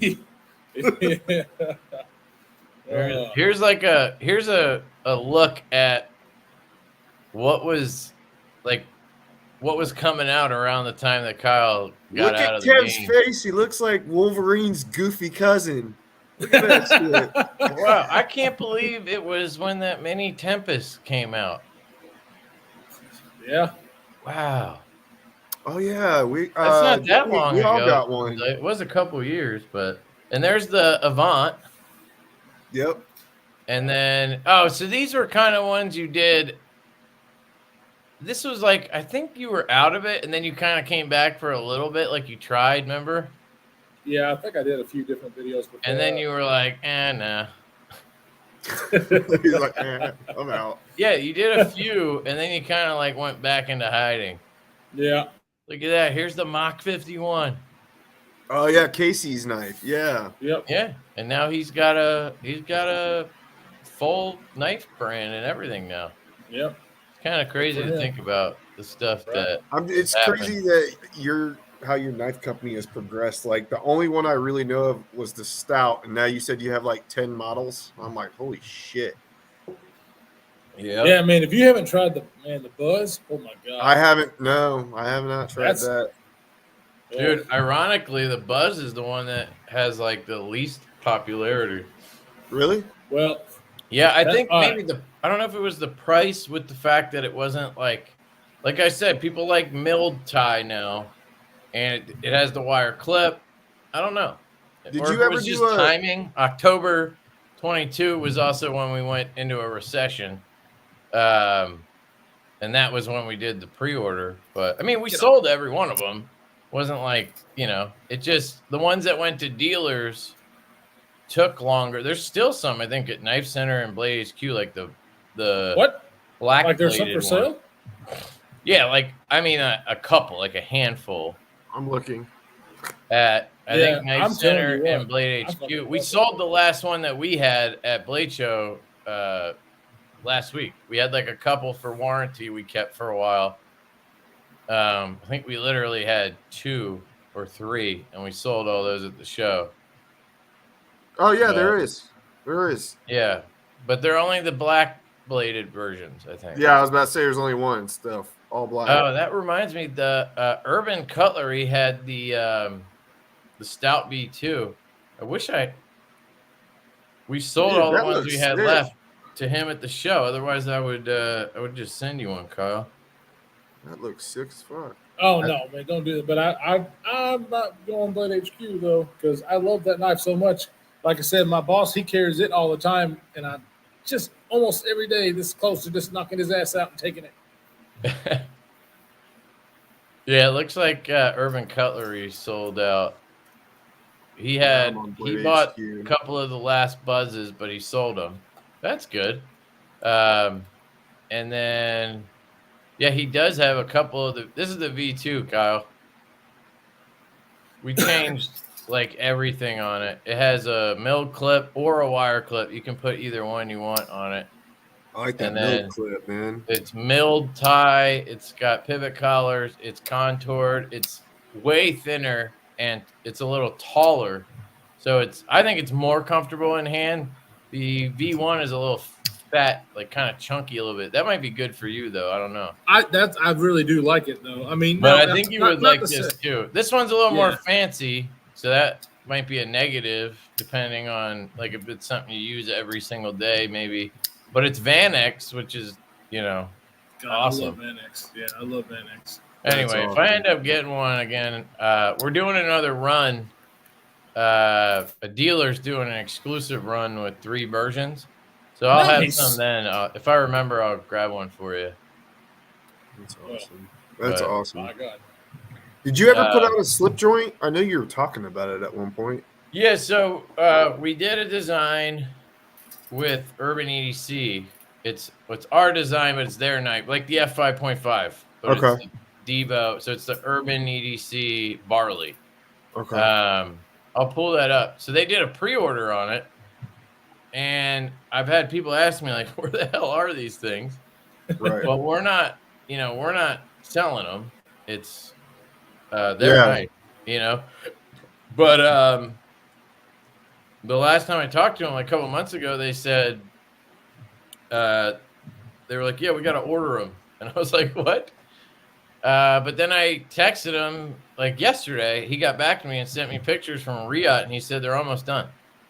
Oh, wow. So I'm glad you asked, because there might be some people watching that have a pre-order for one. So this is the Barley. This is our slip joint design we did. I like that. I don't know if you remember the tactile bear. Was that the thing that everybody called Bexar or whatever? Yeah, it's spelled Bexar. Okay. But it's actually bear. Well, it's like a stupid thin slip joint, right? Yeah. So I didn't love that knife in general, but I loved. I didn't either. I sold was. mine. It fucking sucked. I did not like it. Well, Damn, that is thin. Yeah, it wasn't good, but it was super thin, and that's what stood out to me. So I wanted to do something thin, but have a sheep's foot blade, and then I think Colin thought of the idea of putting a choil on it, which basically is a safety feature, because you can't close this on yourself because your finger is literally holding it. Oh, I have one over here. Fucking, I like this cigar, and you got the lanyard, little thing for the lanyard at the bottom on that knife too. Oh shit! Like Jack Wolf did. I am smarter than I look. Yeah. Yeah. So here's the barley. This is a prototype I have. Oh, that's sexy. And these are actually Riot. So this will be technically our first knife done by Riot. I think we are going to try to work with Riot a little bit now, because at the show I heard from a few people that their wait times are back to like normal. It's like a few months instead of like 18 or 12 or whatever it had been. And I guess what I heard was Sharp by Design hasn't had like his huge freaking orders in, and that clogs everything up. You have like Chavez and Pena and Sharp by Design ordering literally thousands, and it clogs everything up. So it sounds like they're back to being like the Riot they were, which is awesome. Nice. But yes, the idea was it's stupid thin. It's like 0.3. What is it? Like 0.37 or something? It's crazy thin. Let me grab these calipers that I know how to use, because Kyle taught me. Oh yeah, 0.31. So 0.32 we'll call it, of an inch. So it's crazy thin. But it feels solid. Like the Bear felt too thin that it was like 0.27, I think. It wasn't the thinness, it was the walk and talk on it. Break it in half.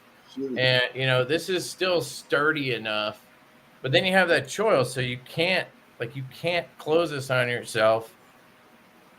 Almost just like twitch. No, I like it. It started closing, but my finger's blocking it, so you can't. Yeah. So we thought that was really good for like people who like the idea, but like are kind of not into slip joints, because they're, that's always the thing you hear is like, you can close it on yourself. It's like, whatever. And it just is more comfortable to have a choil, obviously. What steel is it? This is M390. I did ask them if they could change it to S90B. I don't know if they did that, but Riot M390 is usually like 61, 62, so it's pretty good. But anyway, so we did that, and those are coming soon. And then we actually we did our own slip joint that isn't through Urban EDC, like it's ours, and it's an exclusive at Traditional Pocket Knives, and it's based on our nip design. So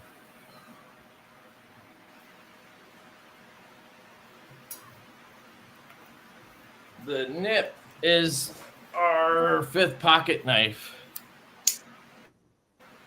So it's a little flipper with a hole, but it's like a hidden flipper. So when you flip it, the flipper tab hides here. You have a choil. So it's like you can get a full grip on it, even though it's got a 2-inch cutting edge, 2.5-inch blade, or 2 1/4. So people really loved this when we released it, especially this purple version we call the Purple Nurple. That looks awesome. So obviously it's called the nip. So we had a great idea. We'll make a slip joint and call it the nip slip. So that one should be done.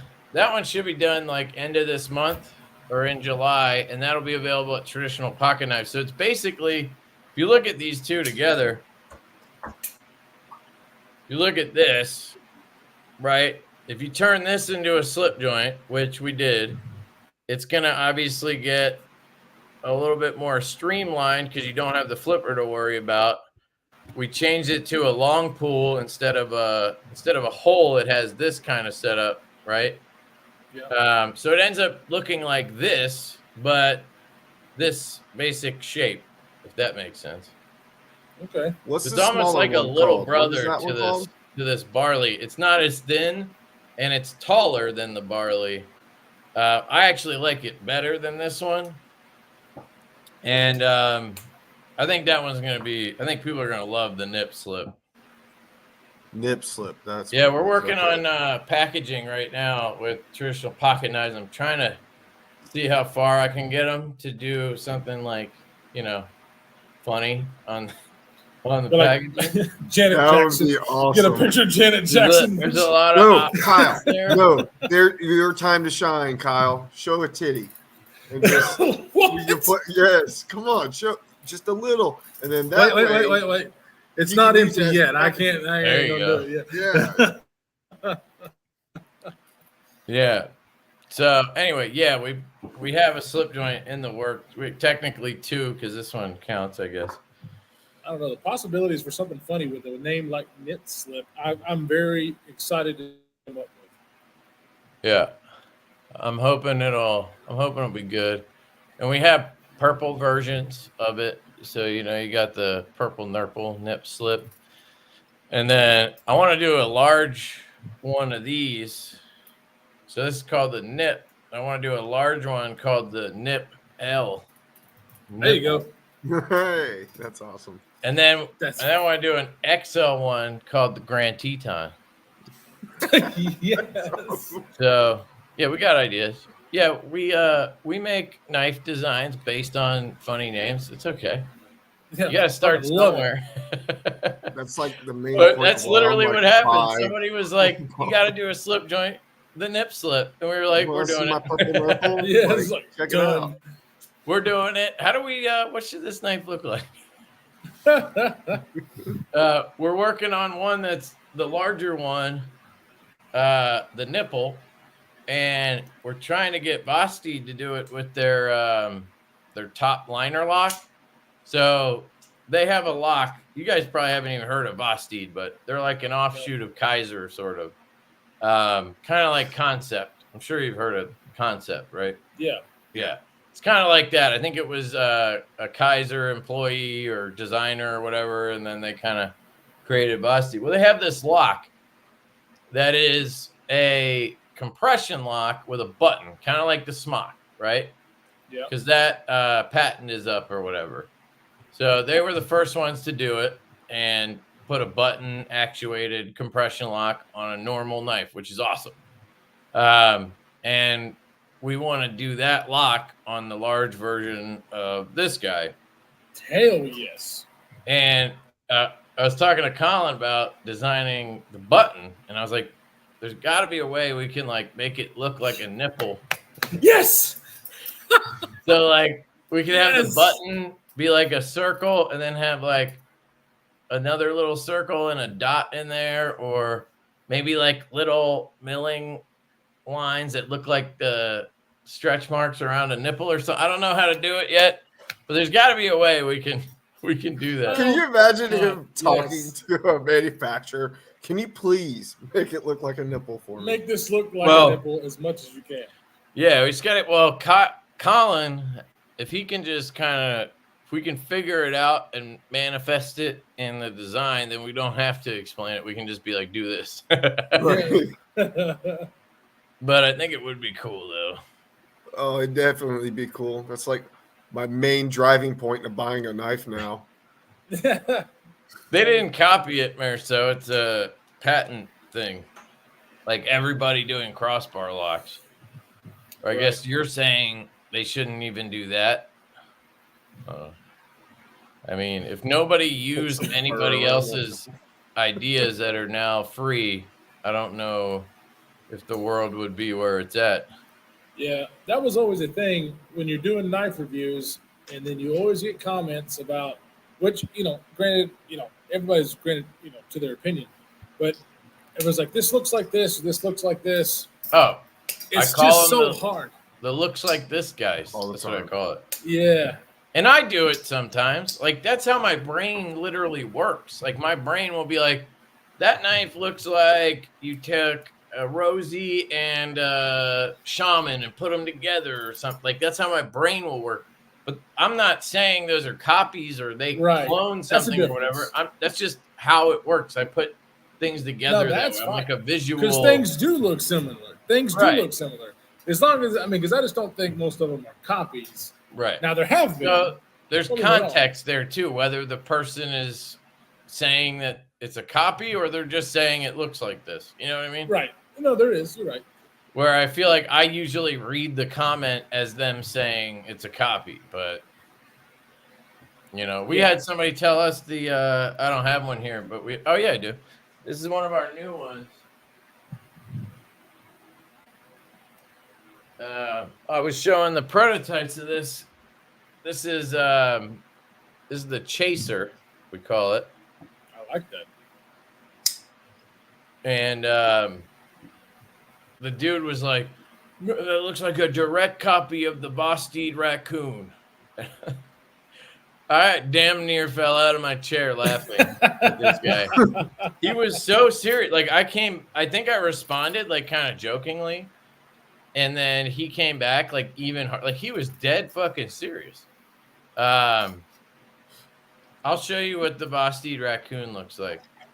I think he was trying to say we were copying maybe the blades. I don't know what the fuck he was talking about. Because if you look at this, I mean, I don't know. Maybe they're like distant fucking cousins or something. But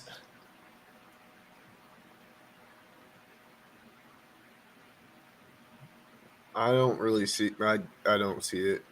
I mean, yeah, they got a similar shape, but there's totally different knives. I have no idea what this guy was smoking that day. But and you know how hard or this is such a impossible generic to get design. a knife design that doesn't resemble something else? Like, yeah, and that's the thing.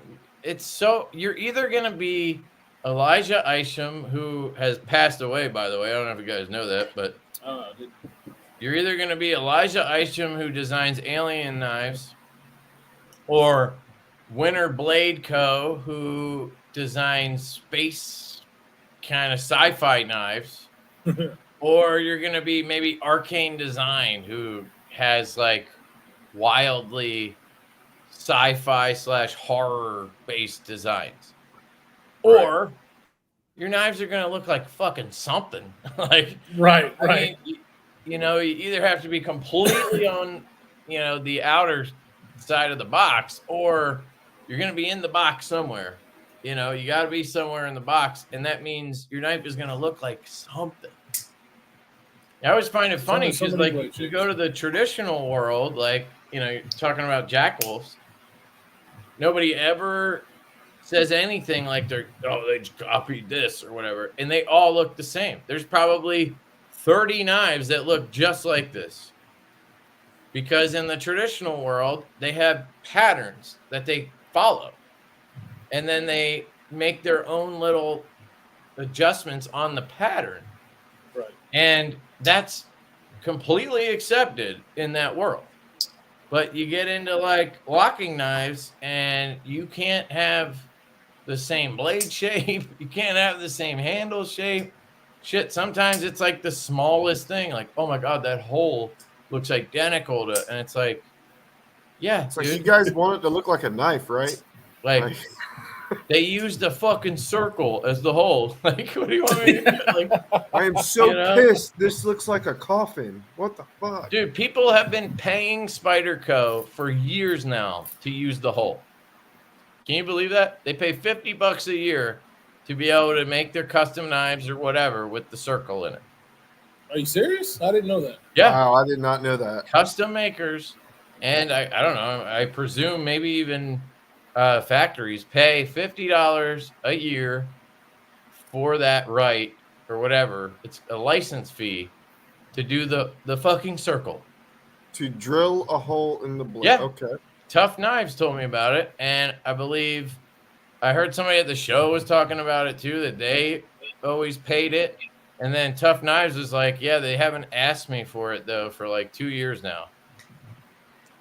And I'm like, oh, they realized that it's a fucking circle? Like, Right? It's just a hole. I don't put know. a triangle I in don't think my it's a knife. Fuck patent. everything I up. think it's a trademark, maybe? Is that what it is? They trademarked the circle? He said, how the fuck you gonna patent a damn circle? Yeah. DRTMI says, Lefty, thanks to you, I bought a Giant Mouse Ace Yacht. It's freaking awesome. Awesome, dude. Glad you dig it. They just sent me a Nazca. I haven't checked that one out yet. So I'm excited to check that out. I want to do this. Let me pull this member giveaway real quick because I said I'd do it at 11 and it's 11:20 something. YouTube comment picker. And then I can grab something else at the end of the live for everybody here. YouTube comment picker. Is it going to make me log in and then not work and then I have to slaughter people? Subscribe now. No, fuck you. Okay, here it's working. All right, so let me see how many people are entered now, and then we'll give it a couple minutes. So here's the link. Add extra YouTube now. Filter duplicates. Yeah, I guess so. One winner, and we can do. You guys, we could do the wheel. The wheel of names. And 15 seconds is a pretty long time to make you suffer, so we'll do that. And 23 colors. Okay, and then it wants me to count to 10. Got it. All right. So there's 58 comments right now. So if you guys are a channel member or you want a chance to win this flashlight, you would need to join the channel as a member and then go over to the video. It's pinned. The link is pinned in the comments in the, what is it called? The live chat. And you can go there and just leave a comment that says anything. You can say, Kyle looks like a fucking Gimli dwarf from Lord of the Rings. You can say, Chris likes to fuck ducks. You can say, Chris likes to fuck ducks. You can say, I hate your hats, Lefty. A lot of people hate my hats. Whatever you want to do. You could also say AIDS randomly if you want. It's fine. And then you'll have a chance to win. So I'll just give it another couple minutes just for anybody who just came in or who didn't realize. If you're already a channel member, you definitely want to go enter. I know there's more than 58 of you. I think there is. Can y'all see my Halloween costume? Speaking of Gimli, I was kind of a Viking-looking motherfucker. Nice. I was like, I kind of look like the dwarf on Lord of the Rings. Yeah, you do. That's literally what we call you, Gimli. I know. That's what Gimli is, Kyle. Shit. Kyle, can you look into the camera all serious and say, throw me? No, what is it? He goes, toss me. Toss me. With an accent. I don't even know the accent that he uses. It's like, you look like a New Scottish Zealand. accent. Toss me. Toss me. Just I need toss to get an me. axe. That's what I need. I need an axe. Just toss me. Yeah, he's got a battle axe, like a dual-sided battle axe, I think. Right? Well, what was it? What was it that Kyle would always say at the end of our lives? You had this little fucking. Oh yeah, he had some. Was it some cheesy shit or was it? It probably was. It was. If it was me, it was cheesy as hell. But I don't remember what I used to say. Oh yeah, Dean. I used to say "fuck YouTube." Oh yeah, that's what it was. That's what it was. And remember. Yeah. And Google. Yeah. Fuck YouTube and Google. That's why. Yeah. That's why my channel never goes anywhere. Sorry. Oh boy. Oh god, good times. Remember when you started a second channel? I did. Yeah, well they took all my videos down, so I couldn't. Did they really? Freedom Talk. Yeah. They took them all down because it was all about COVID. The Freedom Talk channel is dead? Yeah, oh yeah. Well, at least I mean the channel might be still up, but they took all my videos down. Yeah. But to be honest, of course that was a different time. That was just a different time. Are you still very politically whatever? I guess I am, but I guess I am. I'm very distraught as a citizen that we have to choose again between Trump. Like, why the fuck are we still here? So yeah, I am. But that is frustrating. I was talking to my wife yesterday. Just for reference, she's a Democrat. I'm a Republican. Neither of us is like hardcore or anything. That's just kind of, I don't know. Yeah. How we came down, whatever. And so you can kind of guess who we voted for last time. And I was talking to her yesterday, and I was like, "You're just gonna vote for him again because you don't want the other guy to win, right?" That's what she told me, basically. And I'm like, "Why don't you just like vote Libertarian or something?" She's like, "Well, then I'm wasting my vote." Okay, I kind of get that, but I literally, I've said this before a couple weeks ago. I didn't even realize until a couple weeks ago that he was running again, because I just assumed he wasn't like capable of another 4 years. right. Like it never even crossed. That's how bad it is. Right. It never even crossed my mind that he was running for a second term. Like I just assumed they had. I was like, who's the new? Like is Pelosi running or something? Like I had no idea. That's just how my brain worked, because one, I don't pay attention to news or anything, so I didn't obviously know anything. But two, that's how bad it looks from the outside. Right. You know what I mean? Yeah. Yeah. It's pretty bad that we are back here again. I don't understand, but yeah, I don't call myself a Republican or Democrat anymore. Yeah, I guess I'm not, like I said, I'm not like hardcore or invested in it or anything. It's just that's what's on my whatever. What is it? Voter registration. I'm with Kev. Like I don't call myself one or the other. I guess if I had to fall in the category, I fall more with Republican than I do. You know how they email you constantly to sign up to vote at home and shit? They're still doing that, I think. I haven't gotten anything like that. I feel like those mail-in things really fucked everything up last time. I mean, because it like delayed stuff, and then like you get like mixed information, and the whole thing is pretty crazy, honestly. Yeah, it is. But education is key. So as long as people think for themselves and don't get in their echo chamber, and just agree with people that are in their group, then that's fine. Right. Like, here's the thing is, I don't care. Like, the people watching, this isn't going to turn into a political debate, by the way. We're not going to sit here and hammer one side or the other. Or I think most people are like us. We're just kind of in shock. Right. I think you're right. I think most of America, well, because when you watch the news, you see the extremes on both sides. Right. And I think most people are just not there. I think most people are more sensible and more in the middle. They might have, certain topics that they're more passionate about. Like with gun rights and stuff like normal. that. But that's normal. Exactly. Like, unless you're talking to somebody on the internet, it's pretty rare that you have, I don't know. It's just hard to, I don't know. It's weird.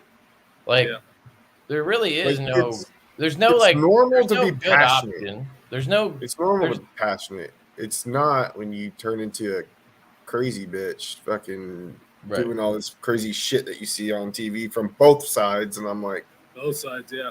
Well, the scary thing is when you can't have a conversation. Like I just said, we're not going to talk about politics because it turns into like you just get people who are so wound up. Yeah. And so speaking of that is I think we need to have more conversations. And I know we don't want to get into a political discussion, but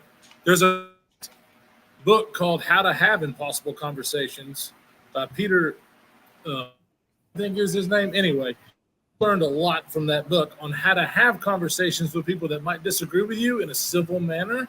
I think it's awesome. They should assign that book in school and probably put one on every desk in the house. Yeah, a lot of people don't like it because he started out his career as an atheist. I like that about it, but the book is great. The book is teaches you a lot of stuff. So, anyway. Right. Yeah, but yeah, literally in one day I learned that Biden was running again because I just didn't think he was, and that Trump was about to be convicted of some shit. And then and I was like, oh shit, that's crazy, and they're both running. Okay, cool. It is kind of interesting how does that work if you're a convicted felon? Can you can still just win an election and go into office?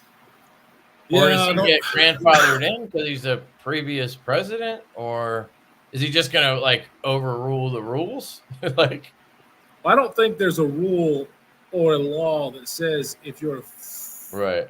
Well, I'm not exactly sure, to be honest. I guess because anybody could have a past from when they're 18 or something, and then so maybe that's why. Or maybe back when they made the rules, there was no such thing. Well, isn't there you have to be a certain age and stuff like that? Because I thought there are rules like that. Yeah, the president has to be 35 or older, right? 34, 35, something like that. Yeah. Yeah. So yeah, we'd be in trouble, Marco.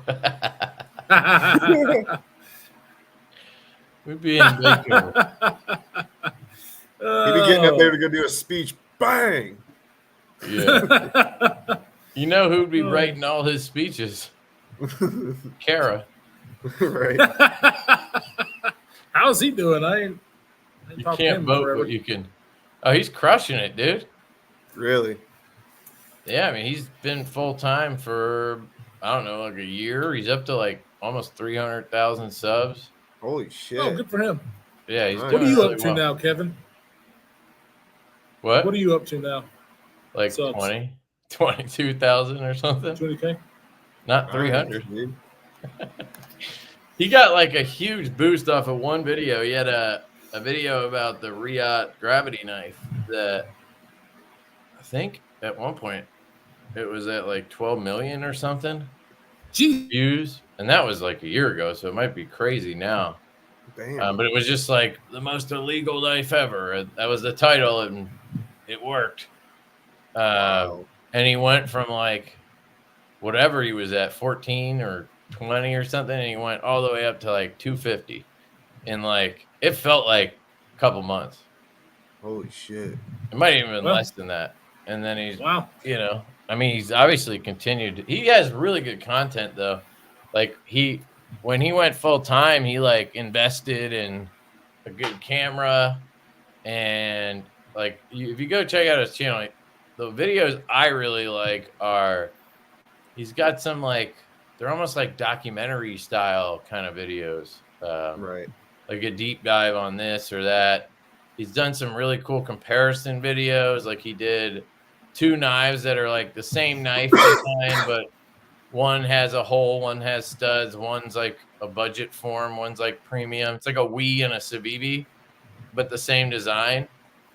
And he did all this testing on them and shit, cut testing, wear and tear testing, smashing them on the ground, throwing them across concrete, cutting a million things, whatever, trying to break the lock. And his production quality's gotten really good. Wow. And he just he knows knives, he's very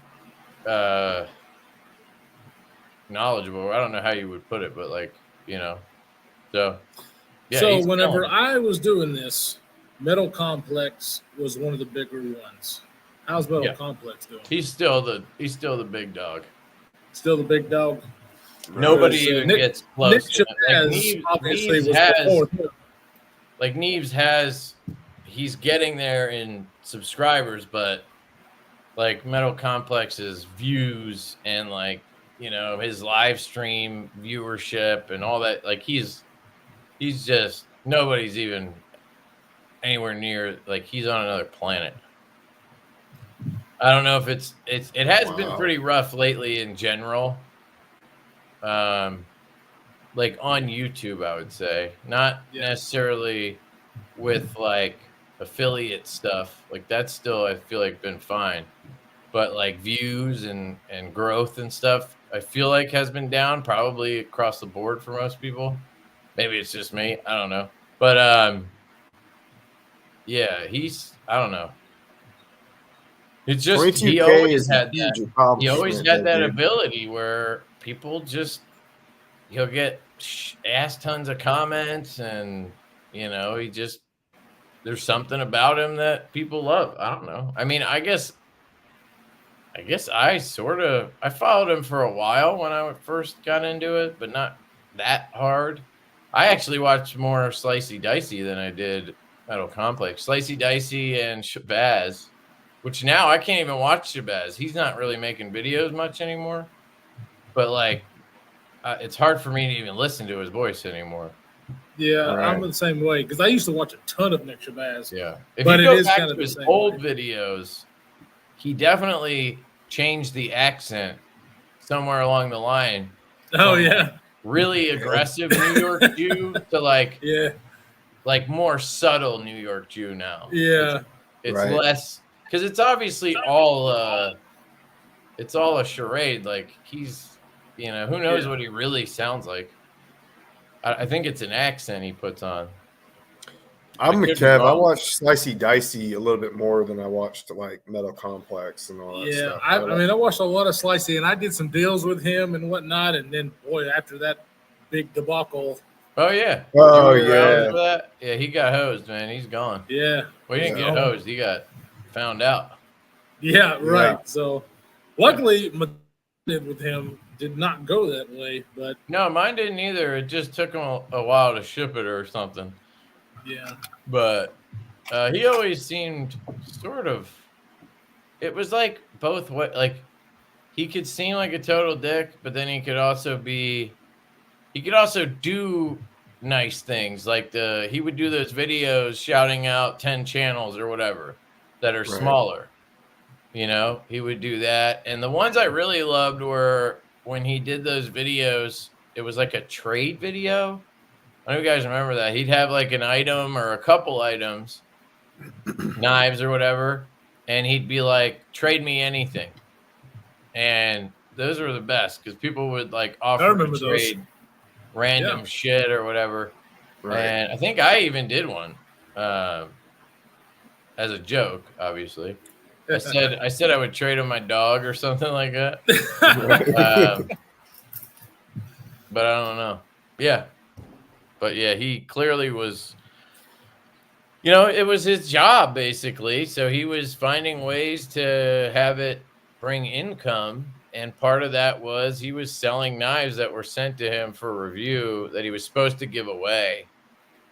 And then he was like selling knives and not shipping them and shit. Like, I don't know if he was selling them more than once or whatever, but yeah. And he didn't have to do that. Like, I'm still wondering why. I think he just got, honestly, I think it's, I don't know if I ever got to the same level of like stuff coming in and out as him. Probably, honestly. I think Metal Complex is like on another level with that because he's got shit loaned in for review and he's got so much shit coming in and out. He's got like a process, but yeah, it takes months because the way I do it to keep it from getting crazy is I review the knives that come in. I try to keep them in some order in my case so I know what's new that needs to get reviewed, and then I keep the boxes like right here on this shelf, and then once I'm like, okay, I got to get this done, I'll just knock them out. And then I put them in I have a pass around group that I set up, and I put them in there and I send them that way. Because otherwise I would have just piles of knives. Like it's crazy. Right. Of course, if they're all, most of them are like they send them to me to keep. I review them and then I could keep. I always pass them around because I figure that helps the company and it helps the 20 channels or whatever that are in the pass now to There Yeah. you get go. more content. But I don't know. I guess if you didn't do that, you would just have piles of knives. And if maybe third of them or 20% are not actually, you're supposed to give them away or whatever, eventually you probably just have a stack of shit and you're like, all right, I'm just going to sell them. Yeah. And then you sell them all and then you sell the ones that you're supposed to give away. Or, you do a sale and you have 30 knives in there. It can be hard to want to pack up 30 packages, where Right. sometimes I just say, fuck it. And I'll stay up till 2 a.m. packing shit up. And I'm I think I guessing he lost just everybody got overwhelmed with stuff, Yeah. I don't think he meant to do it. I don't think he was trying to be malicious or anything. It's a lot of work, man. When I was doing it, I mean, I was going to the post office every week, sending out loaners and all kinds of shit, dude. I was, Oh yeah, dropping Yeah, mad just money the on. just the on- shipping cost alone. Yeah, I didn't say dude. he was I was screwing spending people over. $100 I a don't week, just on stuff that either you guys sent me or loaners that I got in, and You still use trying to send pirate it out. ship? Huh? Yeah. Did you I guys still use pirate Like ship? last year, I think I spent $6,000 on shipping.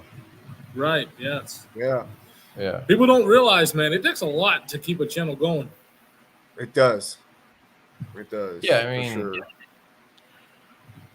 Yeah. I mean, at this point, I'm like, it's an income for me. I make more off of it than I spend. Like, I can write Yeah. off the shipping stuff, Right. It's funny because we had to convince Kevin. Me and Jake had to convince Kevin to start a channel. It was like, you would be good at this, and he didn't want to do it. So you're welcome, YouTube. You're welcome. Yeah, you guys can blame Kyle for this. I mean, we knew he would be good at this. We knew it. Dude, I remember when you hit like 1K. You hit 1K on your YouTube channel. I remember that. That was awesome. And now you're at like 22,000. That's crazy. It is Yeah, crazy. it's not bad. It's not bad for. I think my channel name hurts me a little bit, but I haven't wanted to change it.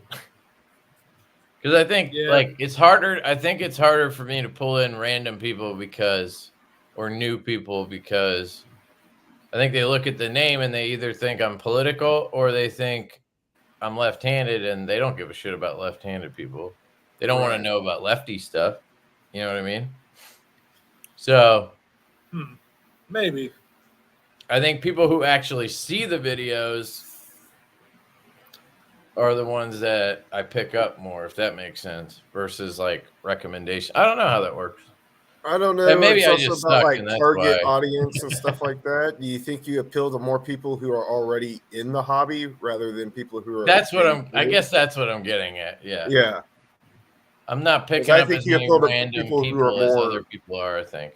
Right. I think you appeal to people who are already in the hobby rather than somebody that doesn't know shit about what EDC is or knives and stuff, Right.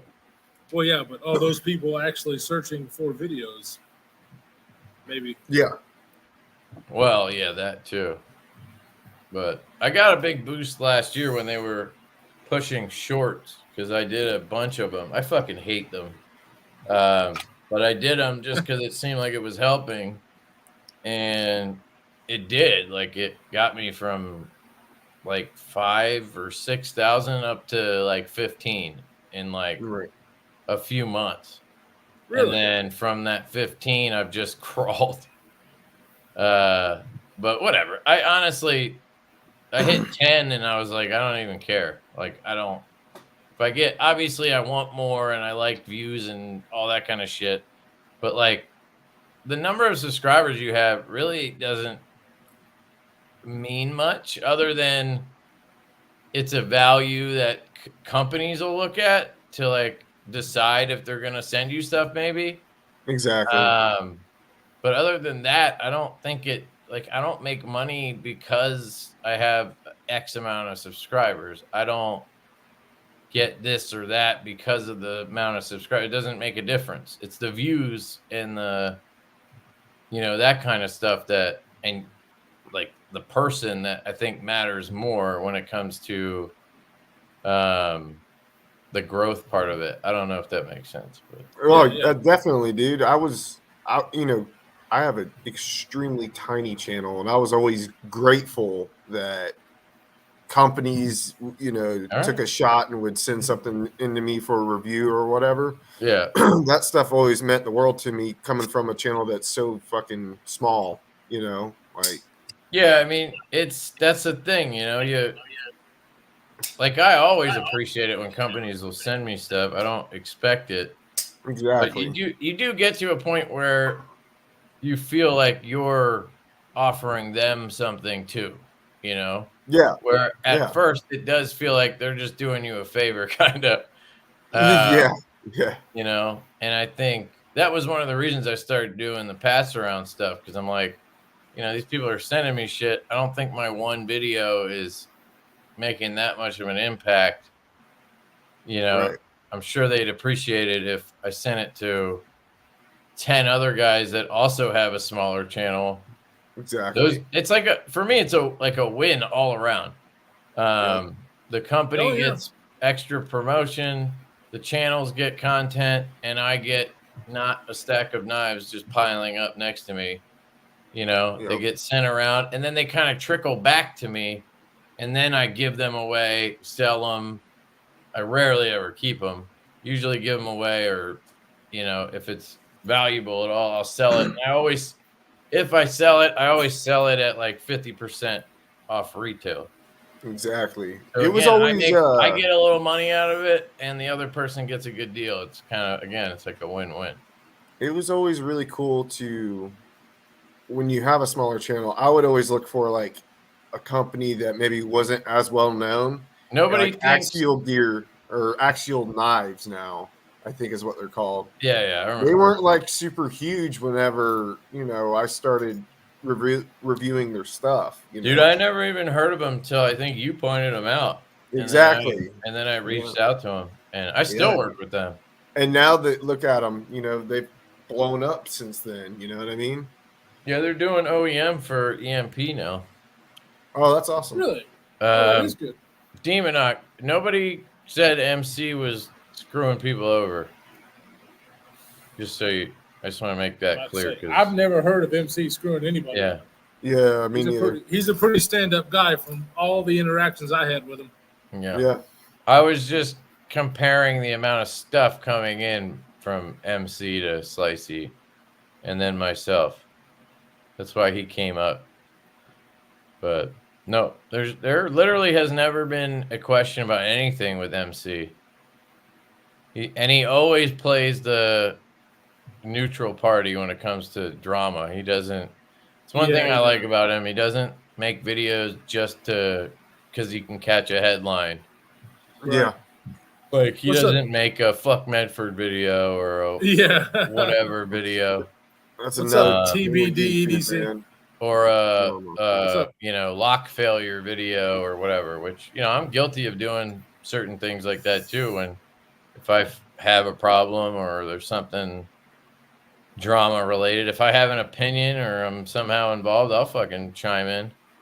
I'm not afraid to do that. Where he, I think, purposely stays in the middle. He probably has thoughts, but he doesn't want to push away one side or the other, or his job is to review knives, not to talk shit or, Exactly. So I get it. So that's the difference.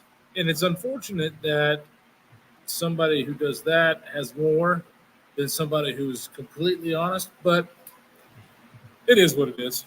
Because I'd rather, me, myself personally, would watch people who would give an honest review. Now, people always said, this knife is coming into me, but I'm going to be honest, blah, blah, blah, blah. Well, and you can not everybody says that, dude. I make a point to do that, A lot of guys just do the video, and it's like, well, where'd this knife come from? I feel like that's an important thing to note. Yeah. If it was loaned in, if you bought it, if it was sent in by the person or the company, are you keeping it? Is it like a loaner? Because that'll change whether you think so or not. It'll change your thinking on it, I think. Yeah, dude. Like, especially bias is a thing. Yeah, like if I spend my money on a knife, I'm more likely, in my case, I'm more likely to be extra picky. Where I think most people would be more likely to let things go if they paid for it because they want to justify it. Right. Absolutely. Where I tend to be more picky because now I'm like, I spent my money on this. I'll fucking better be perfect. But people know that about me. So when I tell them that, it gives them information that they can use while they're watching the video. So it helps them, I think, sort of break down the video better for them, if that makes sense. Well, that's what I love about Kevin is he's going to tell you everything he hates about it in about 5 minutes, and then he's going to get to the good part on what he actually likes about it. He kind of gets it all out. And I hate this about it. I don't like this. This is okay. I could take it or leave it. Now let's get to what I actually like about it. You know, like, he's very upfront with it. And like when dealing with, especially when you're dealing with like a company that you're working with that's sending you a product, like when Axial Gear, like some companies will be like, only talk about this, or they want, like, obviously they want a good review because they want to sell the product. But you have to be like super transparent with them and be like, look, I'm going to review it. It's not promote it. Yeah, if I people don't start like it, asking for shit, that's when I'm like, yo. Yes, I can't stand that. Like, I think my exact words to Axial Knives was, if it's shit, I'm going to say it's shit. And he laughed and loved that. And he was like, I'm going to send you more stuff. I was like, okay. Yeah, those are the people you want to work with. The ones who are like, yeah, we want you to just tell people, like, look, you know what that means? That means they have confidence in their product, which is super important. The ones who are like, you know, you should probably not. And it's like, okay, so you don't have confidence in your product because you're already like doing damage control. Exactly. You know, I don't know. I find it interesting, but yeah, dude. But that's the thing is, he says every reviewer is biased in selling something. But there's a certain way that you can go about it. Yeah, like, for sure. If you're honest about it, this was sent to me. Yep. And here are the biases I could have on it. Right. There you go. And then here are my thoughts. And you know what? Also, here I have this link or coupon code you can use if you want. I'm putting it all out there. And then you can decide if you believe it or you want to use the link or not, versus just being like, hey, I have this knife here, blah, blah, blah, blah. Here's the link. Well, right. Because he's correct. I don't know any of the, you know, I think some people don't think you need to know the background, but it's like, it's, you know, it's important because he's right. Everybody has bias no matter what we're talking about. But if you are at least upfront with everybody, is at least the origin of how you got it, that makes a huge difference. Right. Yeah. Right. All right. These guys are probably like, do the giveaway. Well, so the giveaway, it's still at 58 people, so I get nobody else added a comment. What a bunch of fucktards. Just kidding. Guys, but all right, we're gonna do it. Here we go. I've never seen the wheel before. Somehow I think that was an option whenever I did it. Why am I on the list? If I win, I'll pick somebody else. He's like, if I win, it stays. Yeah, if I win, it stays. That'd be 15 seconds. It's a really annoyingly long time. And then you get to watch your name get ticked off. Watch this. The last person's like, fuck. Oh. Crazy Roach. Crazy That's a Roach. cool name. Crazy Roach. Crazy. How do you Roach. see that? Crazy. I was able. I to cannot see shit, and I'm wearing my $6.98. Congratulations. Maybe I need LCAP to clear that.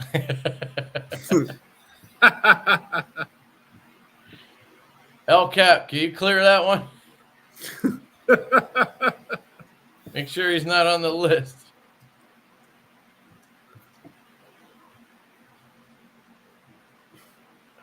So a lot of it was like, my streak continues. Yeah, but my theory on that is, dude, if people want to try to cheat by paying for a membership to my channel on multiple accounts, fucking have at it. I mean, no, you're right. I mean, I get it.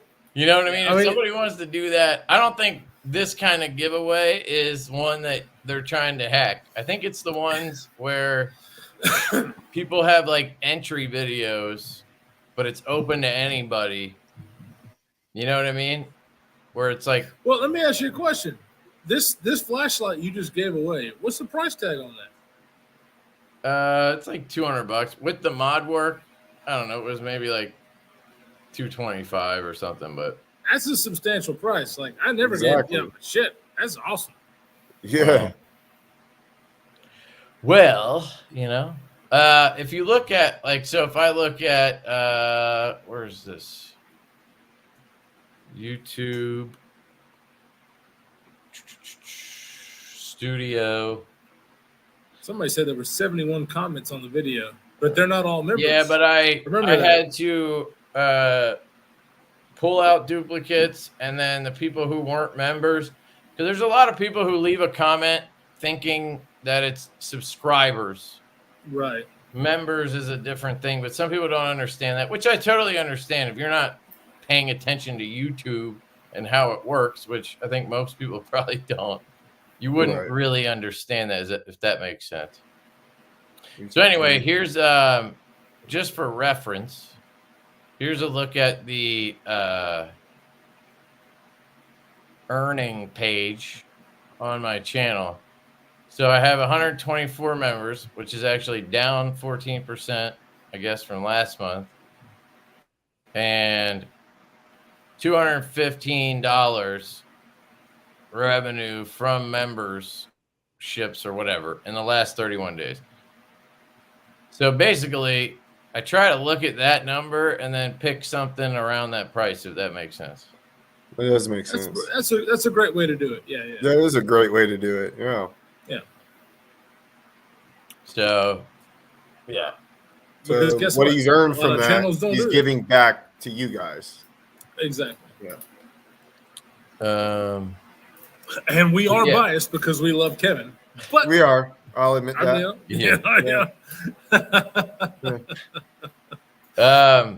Crazy. Kevin gives the best head. I gave my email in there. If you don't have it already, I think you do, but just shoot me your address and your name via email, and I'll send this out to you as soon as I can. It'll probably be the day after you give me the info. I got to find something to give away to the live stream folks as well. Yeah, I'm a Patreon, not member. Yeah, if you're a Patreon, then you count. So you can still leave a comment, and if your name gets pulled, you're still good, if that makes sense. So I'm not, when I do the comment picker, I'm not removing people who aren't members. There's no way for me to do that. It just keeps all the people, and it just removes duplicate comments. One comment from a duplicate, so you're still in there. That makes sense, right? But some people are on Patreon. I have like $20 in Patreon followers, and because some people can't sign up for memberships or whatever. So if you're on Patreon, you can still leave a comment, because I don't restrict that video to members only. And then if you got pulled, I would just check and make sure, which I probably should have done, is check if Crazy Roach is a member. Let me see if I can search. I'm sure he is, but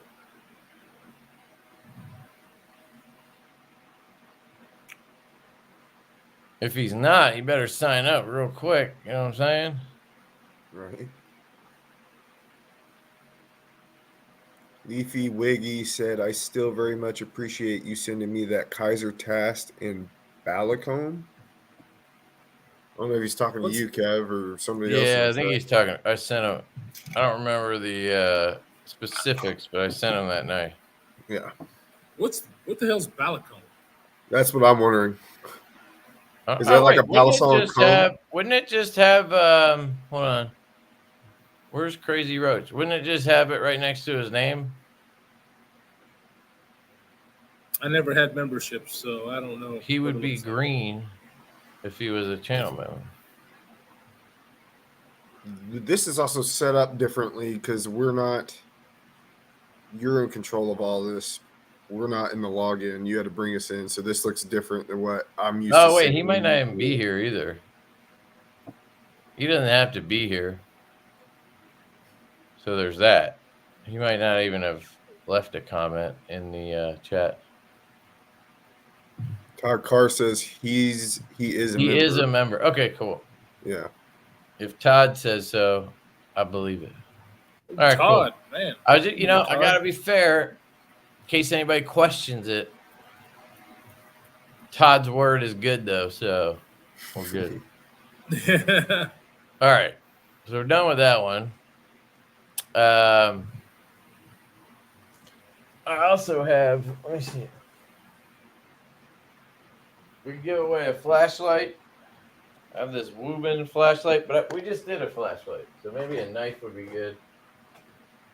Oh, you know what would be cool? This one. This is a. You guys have probably never heard of Bade Modern Design. You got a new member, buddy. No, he's been a member for 19 months. He says a sphincter say what? Oh, my bad. Sorry. I thought he was there. Kev doesn't even run his own channel. It is all delegated. Hell yeah, dude. That's why I have members. All so this is the Bade Modern Design Titan, I think it's called. Because it's small, they called it the Titan. It's like a joke, maybe. Yeah, this is the Titan. You can't see that. M390 and titanium Kubi OEM on this. I think these were like blade. I think they were at least $200 if I'm not mistaken. So, and it has a hell of a detent. Yeah, you can hear it. Belt satin. Yeah. Oh yeah. Good thumb stud. The Tanto looks gnarly. I love the little pop of color. But we'll give this one away. It's a little chunky boy. At the end of the live. Hold on, I got some emails from somebody, I think. Yeah. Kevin Smith and Knives said a chunker. He's not wrong. He's kind of like me. A chunker.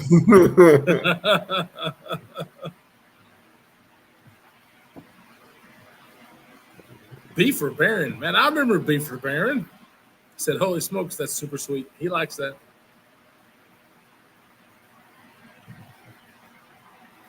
Count Chocula or Chocula, Count Chocula. That's awesome. Is that a name? So he put that. Oh no, he put. Oh, I got it. Oh, I see. I literally just put together who the email is and who they're screened in. It's kind of funny. All right, moving on. All right, so we did the giveaway, and we're gonna do that giveaway. What is Fed Harrison has been a member for 7 months? Kevin, it was good to see you at Blade Show.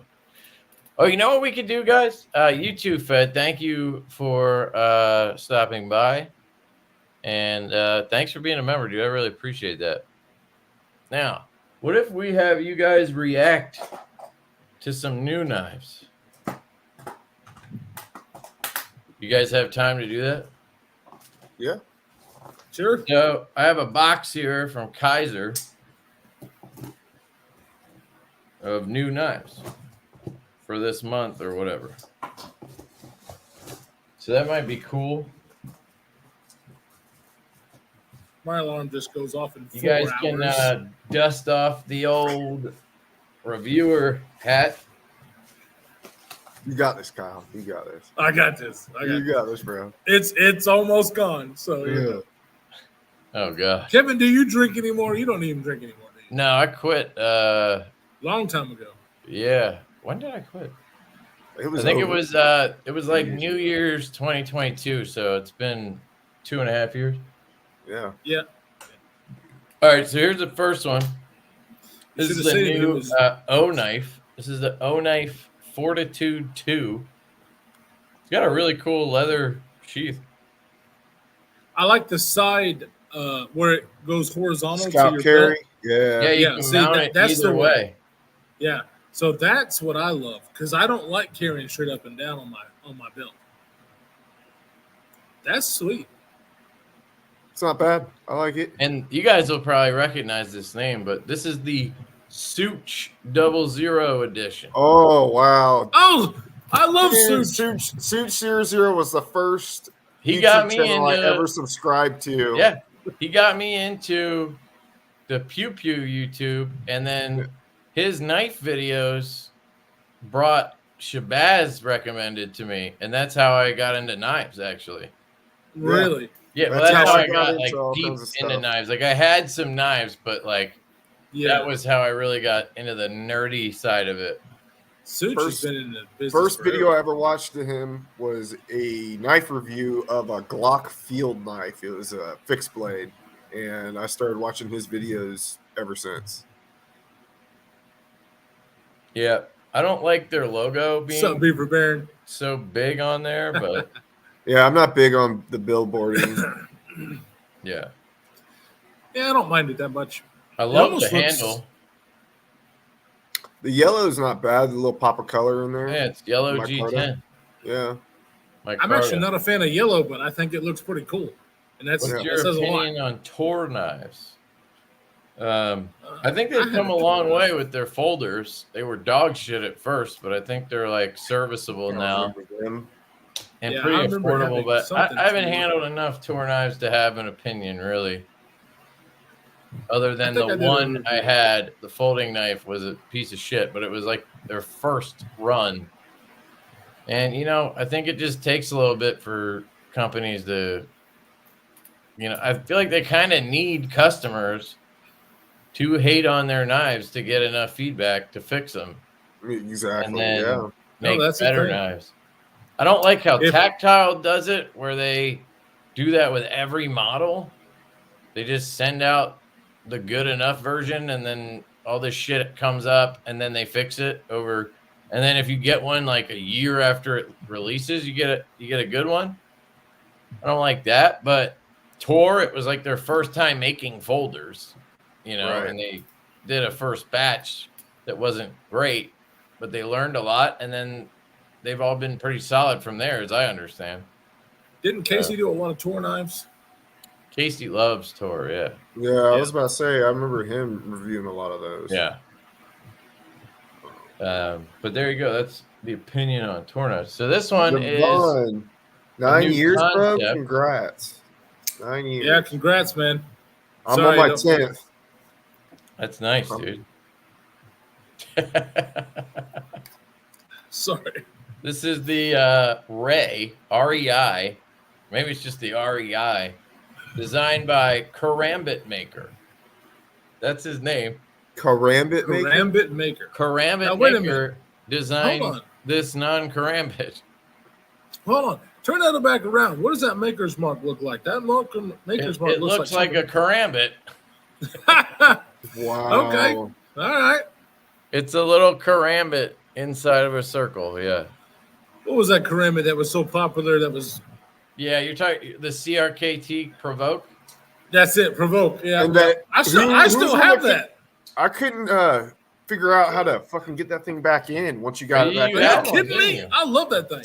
Yeah. I mean, it's not a. I like a one-handed operation knife, and it's not Yeah.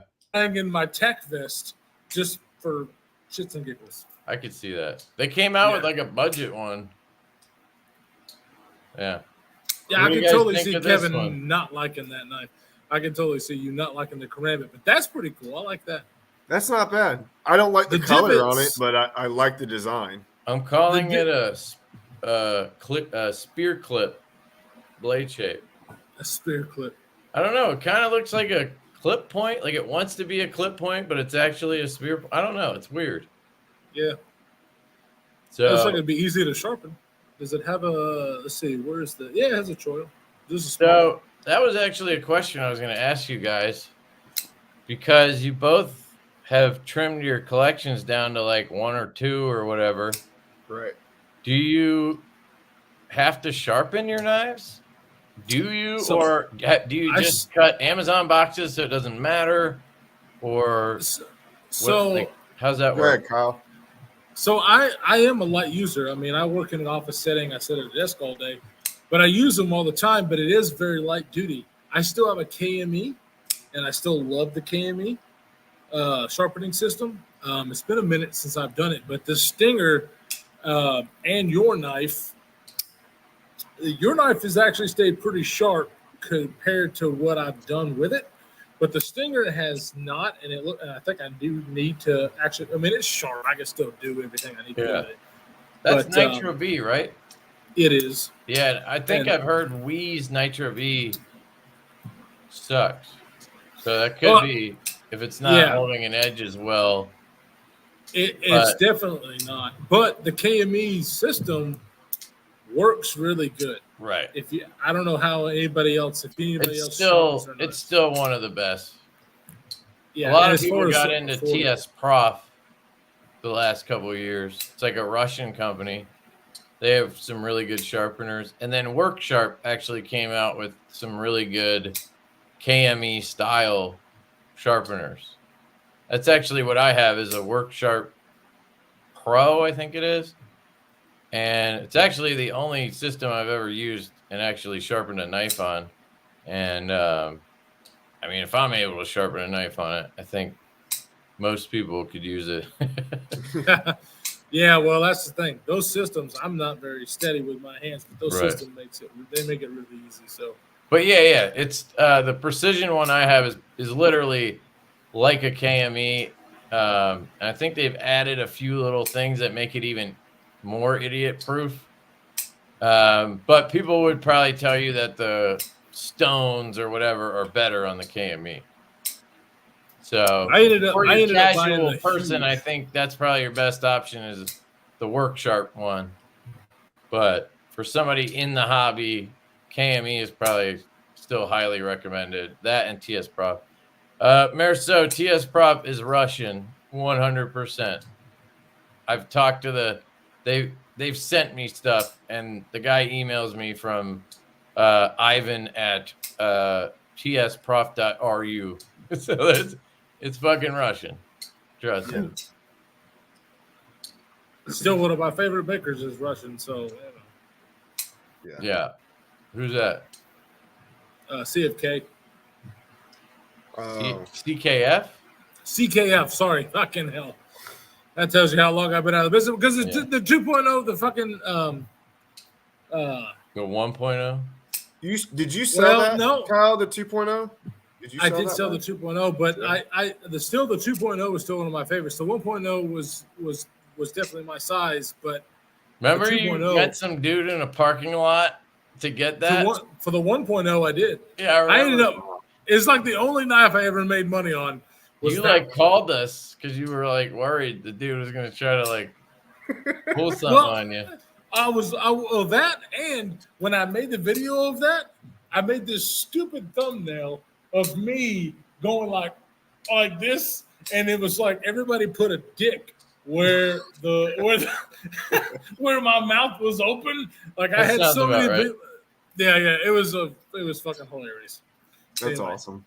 Because it was like the ultimate grail knife or some shit like that. What up, Roll Shambo's in the house? What's up, dude? You guys probably don't know Roll, but he's got a great channel. Great dude. You guys would like him. He's a good dude. Awesome. What's up, man?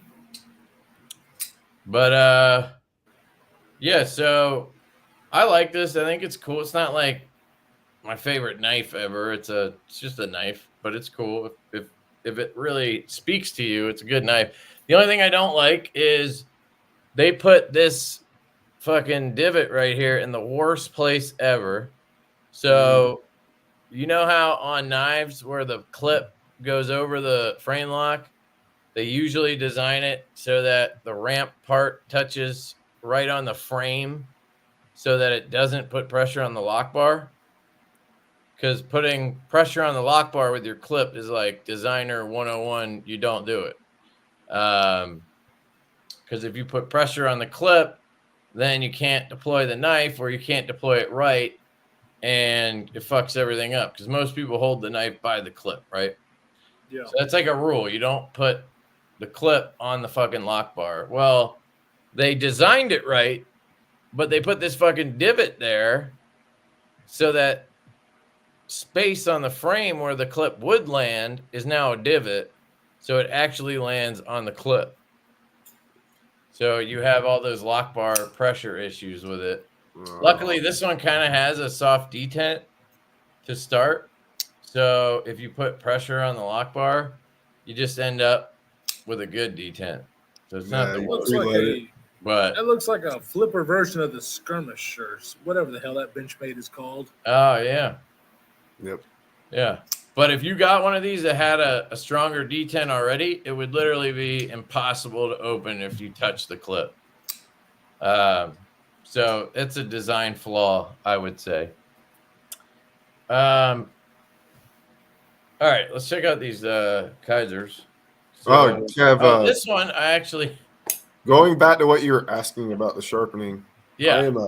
I'm an Amazon warrior. Oh yeah, so, sorry, I didn't. Yeah. No, you're good, bro. But I'm an Amazon warrior, so I don't really have to work. And all my knives mainly are S90V. I have a lot of that, and Magna. And you have enough that you can rotate. Exactly. It would take you probably a couple years with the same knives to really where I would have you could just get a strop and it would probably cover you. Exactly. Yeah, the only issue I run into now and again is I fucking chip a blade and then I'm like, fuck. Yeah. And then I usually just send it out to somebody, or that's what I would do if I had to sharpen my knife. If it's a review one, somebody knows what they're doing. I'll set up the pass around and be like, hey, anybody want to sharpen this? I'll send it to you first. Right. That's a good idea. Usually somebody jumps at it, you know. But, you know, I chipped my own. I had the Stout V2 that I had, the Lefty. I chipped it and I was like, fuck it. I'll finally use this sharpening system. That's the one time I used it and it worked great. I had no issues. It was easy. I just don't like, it's just not, some people find it soothing or whatever. For me, no. No, I'm the same way. I do it as a necessity. But yeah, I'm too impatient. If it's necessary, I will, but. So this is the Kizer Nice Guy.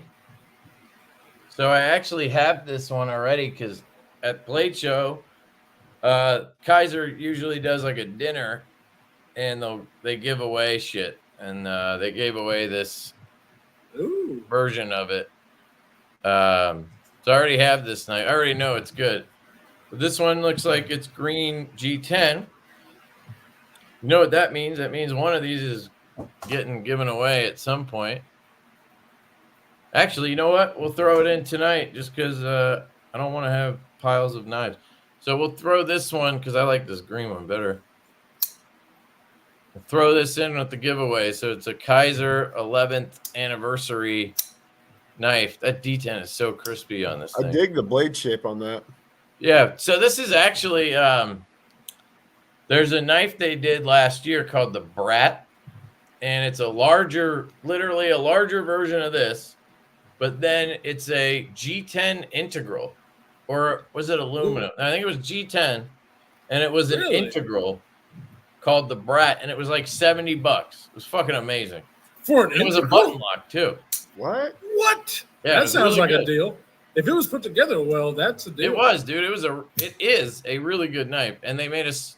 So that's called the Brat, and the smaller one here is called the Nice Guy. That's where that name comes from. Brat, nice guy, I guess.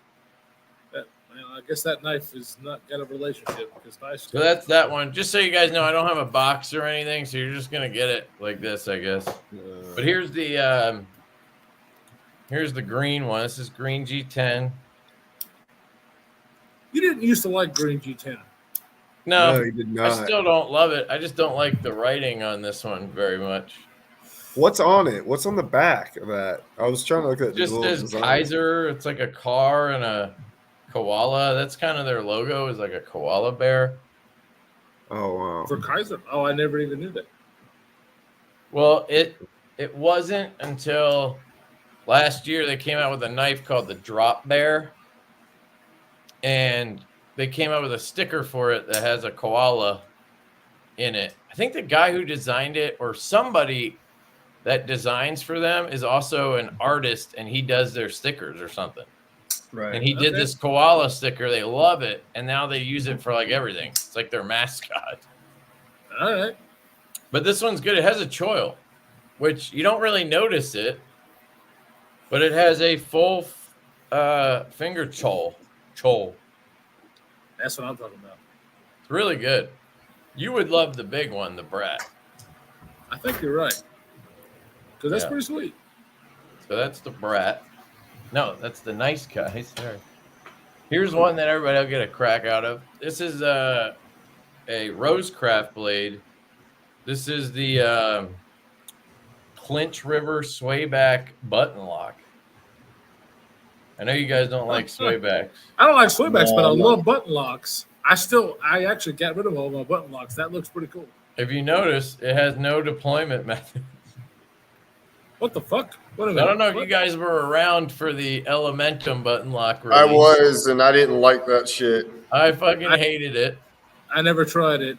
That's where the button lock dance was born. So basically, the deployment is just pressing the button and slicking it out? Okay. So they actually lock it closed. Jesus. Now that's a Joel right there. They lock it closed. It's a big ass. You have to push the button and then swing it to get it to deploy. Yeah, this was a slip joint at first, and it had this giant choil on it. That thing's huge. Yeah, it's an interesting model. Titanium and S35, I think. But unlike the Elementum button lock, this one's actually kind of cool. I don't know if I'm just used to it now. Or it's M390, sorry. Oh, nice. Or if it just works more here. Like, this was a slip joint, which is a two-hand knife. And then they made it a button lock. So I'm kind of like, okay, it kind of makes sense that there's no flipper or anything. But it doesn't really make sense because it's not like you're two-handing it. But it just kind of works for this model. I like a button lock for doing what you're doing, but I also like a different deployment method if I want to do the different deployment. Right.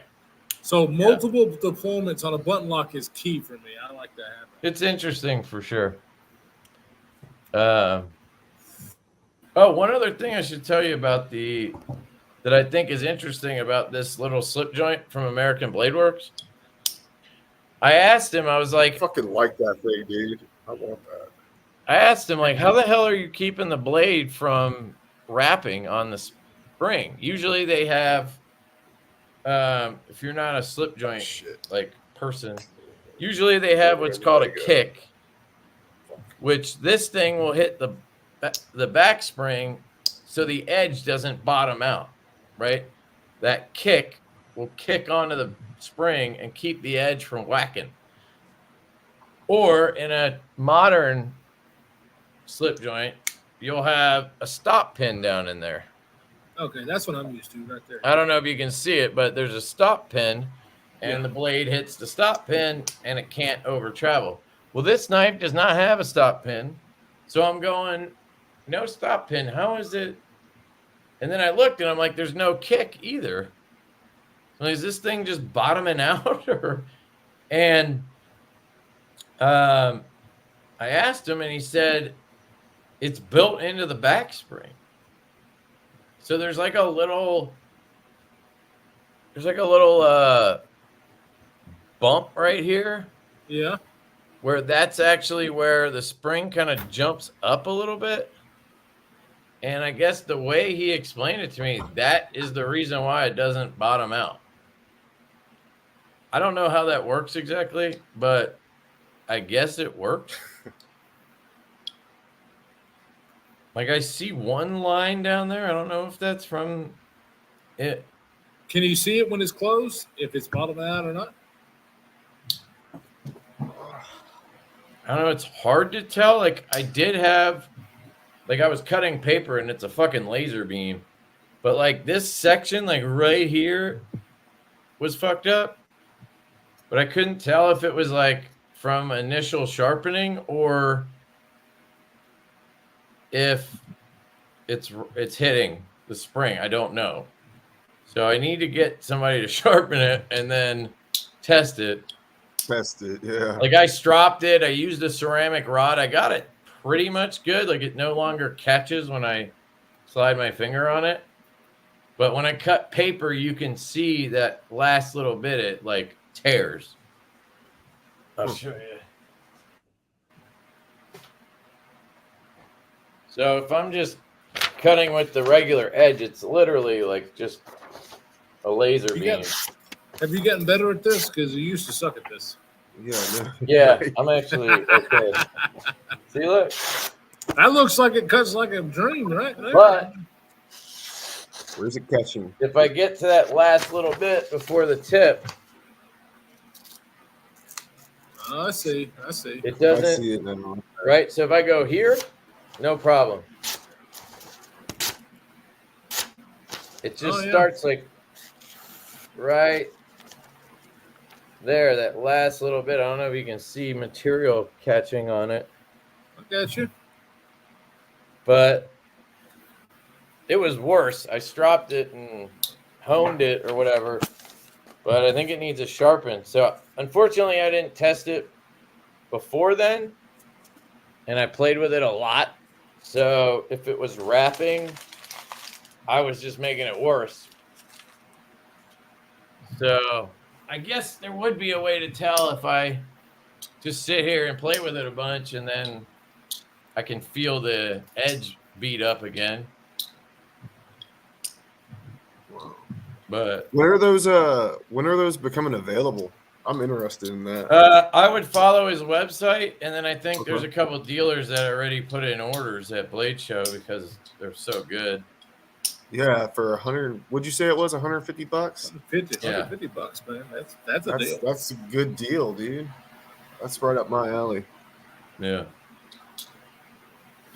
Yeah, I definitely like that. He said, I think if it was hitting, it'd be all tucked up. That Musso or whatever the hell, slip joints invented in the 1600s. Time to move on. Oh, never, dude. Never. He said he has an opposite kick. It's not a nub, though, dude. It's like I can see it. It's like a shelf. Like it goes from here to that where you can see it right there, right? See that? Yeah, I can see it. Yeah. And then instead of just a nub there, it literally goes up a little bit and then it continues the rest of the way at that height. So it's not like just a nub or a peak.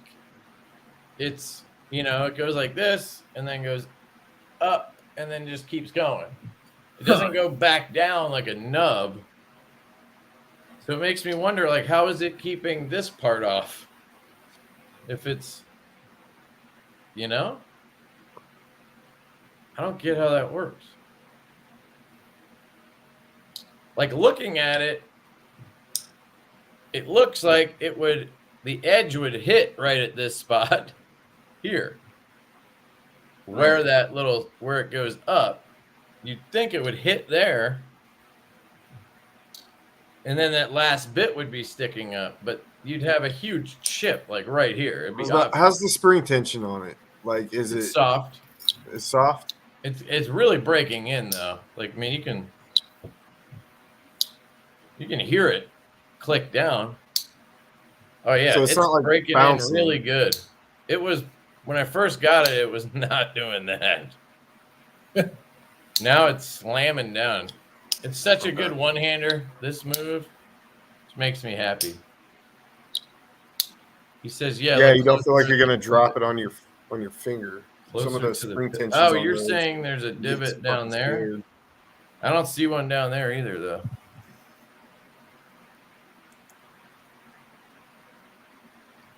Oh, I see it. Okay, so that thing is normal. Actually, now that I think about it, I think most slip joints have that. Yep. Now you got me looking. Fuck. It has the same little ramp here where it goes up. So that's normal.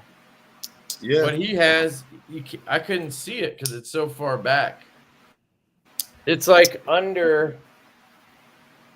It's under where the tang is. There's a piece sticking up. So there's like a kick built into the spring, basically. Huh. Right, like under here. Yeah.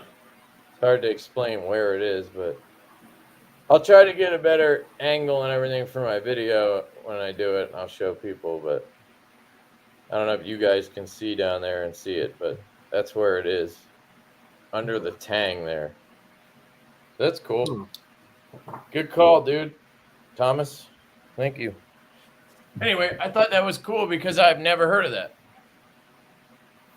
I've never heard of a internal kick. Have you?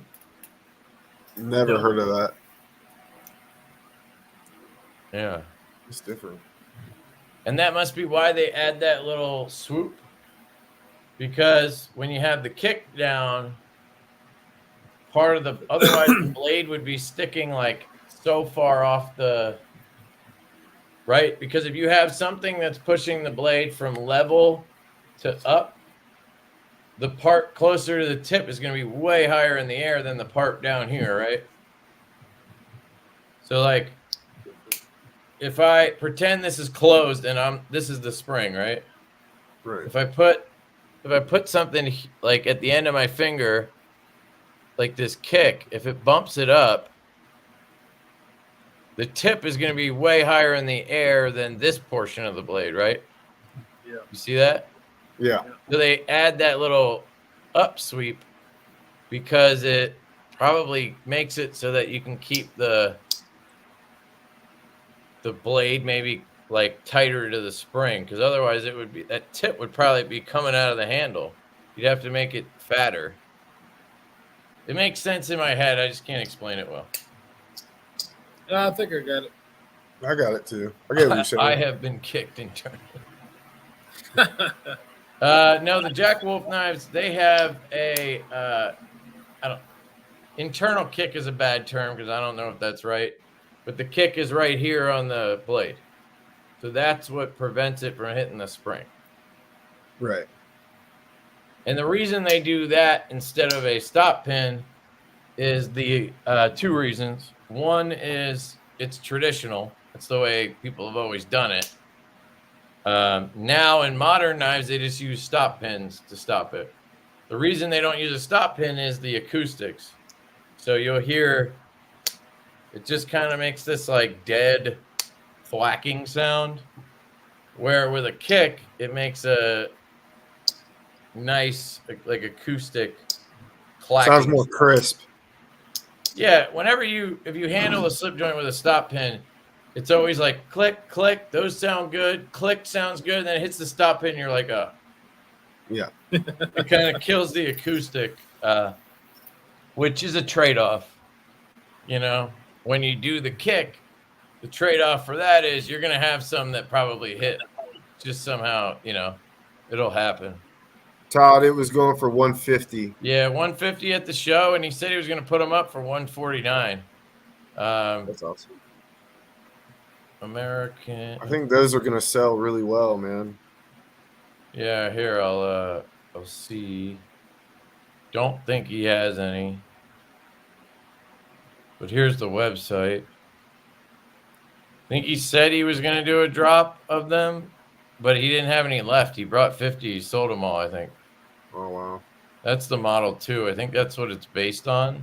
Just a smaller slip joint version. Model 2 looks cool. Kyle, you'd probably like the button lock. It's really good. It's a good size too. It's got studs. Yeah, I mean, I was halfway impressed with his first Model 1. Yeah. But this is you like know, 100 times better than that. I'm sure it is. Yeah. Yeah. I mean, He's for just what it gotten was, better it was and good. better and better. Yeah. I actually think the first time I've seen his knives was on Slicey Dicey's channel. Oh, yep. Wow. I think that's I what think he had like the Model 1 version 1, 2, and then like I think I saw the version 3 or something. And I think he kind of helped promote it from the beginning.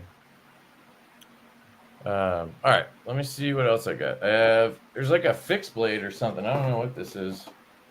Kizer Cobbler from Machij Torbay. Yeah, it's definitely a fixed blade because it's D2. There's a lot of fixed blades coming in lately. Oh, wow. What is this? See, here's some more of that koala. Oh, yeah.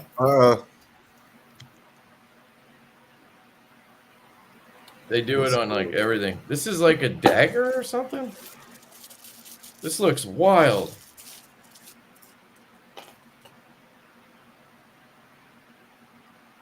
Oh, Okay. wow. It's different. Does it come with a sheath? I'm going to find out now. It's got like a neck thing, I bet. Yep.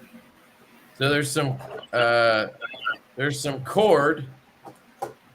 And then there's this some sheath. shit.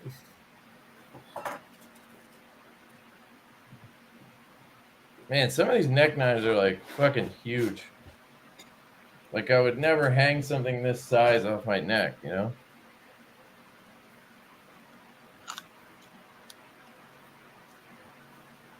So there it is. Oh, it has a clip. So it's like a pocket carry, okay. But you could take off the clip and then put it on the cord and neck knife it. Yeah. Like maybe Kyle could pull it off. Something this big would be a little awkward on me, I think. I mean, like I said, that would be something I'd probably carry horizontal. Neck knives, when you have this right here, which is called belly, it's hard to pull off the neck knife because it just fucking sticks out like this, you know. Yeah, that's true. This is also very uncomfortable. This is definitely one you'd want to wrap, which is, I think, the point, but... Yeah. My brother I like the blade shape on it. Like that looks dope. But it's interesting. Yeah. Kev, you check out the new Militaw with the 80s fat carbon when you were at Blade. Yes, I saw it. Looks cool. Yeah. Kind of missed my Malibu, having a Protect Malibu for button lock. That was a good those knife. were nice. Yeah, that was a good knife. The schmuck was actually a good knife. I know you didn't like it. I know you didn't like it. And also, I say it wrong. I just remember you saying schmuck. Yeah, bro. The guy who designed the knife commented on that video was like, "That's not how you pronounce it." I was like, "Oh, fuck." He's like, "That's not how you call that, you fucking schmuck." That's whatever. Jay says next week on Lefty Pool Battle Bots. Yeah, dude, I actually have 2 companies are sending me those automatic skimmer robots. So I'm gonna do a comparison. As far as I know, those are like the only 3 that have them. So when I was researching them, those are the only 3 I could find. So I think I'll have all 3, which kind of works out.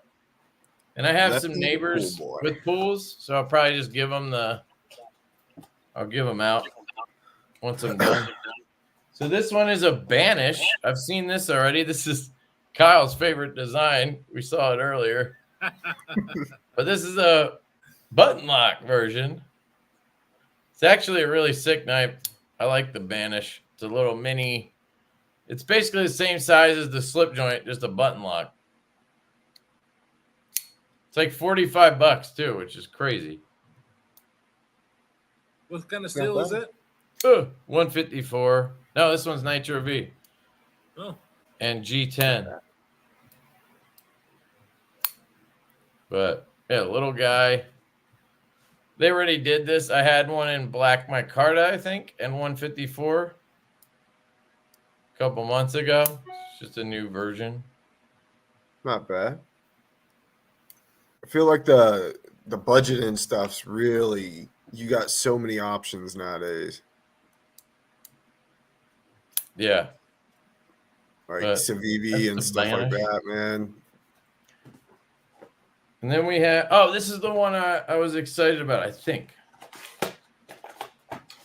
I think this is Kizer's. Yes, it is. So this one I picked up at Blade Show, and I was you know, fidgeting with it or whatever. And I was talking to the rep. I don't know if you guys remember Jack Farm Boy, but He does a lot of slip joint videos. I don't know. Or I did didn't he? really follow him when he was doing YouTube, but he ended up going to Giant Mouse as their rep. Oh, And wow. then he left Giant Mouse and went to Kizer. And so I was talking to him at the show, and I'm like, damn, dude. I was like, this thing feels great. I'm like, this button lock, you guys put a hell of a spring in here. It's really good. And he goes, that's not a button lock. It's a button actuated compression lock. So it's like the What? schmuck. Oh yeah. So it's like a But it's pair got of a three with a liner. button. Got it. A liner, and then it has a button. And it's basically the same setup as a button lock, like in terms of deployments and how it works, but the lock is an actual lock. To me, I would change every button lock to this because it has a real detent. So is it kind of like what Justin would sell on his website, OCD for EDC? No, where he that put was a button- nub. Okay. That would go on the compression lock. Like Spyderco compression locks, the way they do it is they cut out the back of the scale so you can push it. Right. And he basically added a button to that. Okay. But this adds a button that goes through the scale. Like it comes out like it looks like a button lock. Okay, I got So you. it's more like the smock. Yeah. The schmuck. The schmuck. But anyway, this is becoming more and more popular now because Spyderco, their patent ended on the compression lock. So I want to see this on every knife instead of a button lock. It would make every knife better. I already asked Kizer because we're working on a they licensed one of our designs, and it was going to be a button lock, but I hate button locks. But the reason we licensed it was because I didn't want to deal with warranty on a button lock. So when I saw this, I emailed them like 5 minutes later, and I was like, yo, can you change it to this? They said yes. So All right. the MASH, you guys don't know about the MASH, but it's probably our most popular model. The MASH button lock from Kizer is probably going to be a compression lock now. But anyway, it's hard to explain how good it feels because you're just seeing it. You're not feeling it. It almost has like a ring to it. Sounds good. That blade shape reminds me of what's that Vosteed knife? Yes, Barry, exactly like the Vosteed top lock. It has a button that goes through the handle, connects to a liner. Where's that flashlight? I'm gonna chop my finger off on accident, but it's okay. So you see that liner on the other side, and the button pushes the liner and cuts my finger off. Out of the way, yep. See that?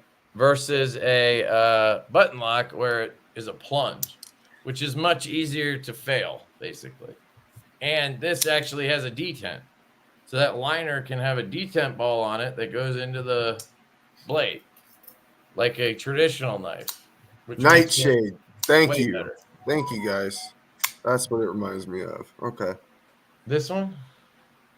I was saying that blade shape reminded me of a Vosteed knife, but I couldn't remember which one. They all were saying Nightshade. Yeah, that's it. That's the one it reminds me of. Yeah, I don't know if I'd go that far, but I get why you thought of it.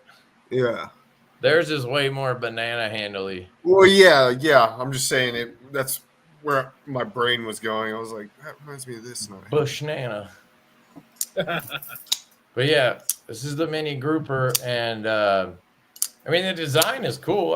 I mean it's comfortable, all that stuff, but the lock is the thing that really excites me about it. So anyway, it just makes me excited to see. Hopefully they do it more and more. And it's really hard to stop fidgeting with. It feels really good. Yeah, looks like You want a mini Nightshade from Kev? That's cool, man. Man. Yeah, the belly, they're like the Nightshade has a more rotund belly, where this is more of like a normal blade shaped belly. The Nightshade looked almost like a kukri. What do you call it? Yeah, Yeah. Okay. Yeah. There you called go. a chillin' cutter. I got it. That's the blade shape. Roman said, Oh, he thinks yeah, that you would let dude. the Rosie XL. They made What? an XL. What the fuck? Yeah, Oh shit! he's back. You got him, Roman. I mean, I did. I love the Rosie. The Rosie, I mean, was a great knife. Did you Now, ever an try XL? the FSD? I did not. You would, dude. That thing was made for a big bitch. That was a 4-inch blade, I think. Big ass knife. It's similar. This is actually a button actuated like liner lock, and it's a custom by Craig Brown Knives, and huge. Also had a flipper and a front flipper and like a fuller that you could flick. Such a good knife. I've had. Oh, jeez. Yeah. I Multiple swear I deployments sent like you that. one, dude. Hold on. What was it called? Brown FSD. You probably seen it. Hold on, I'll show you. Yeah, let me see that thing. See, if my video doesn't come up first, I'm gonna be pissed. It's gonna be metal. Fucking knees.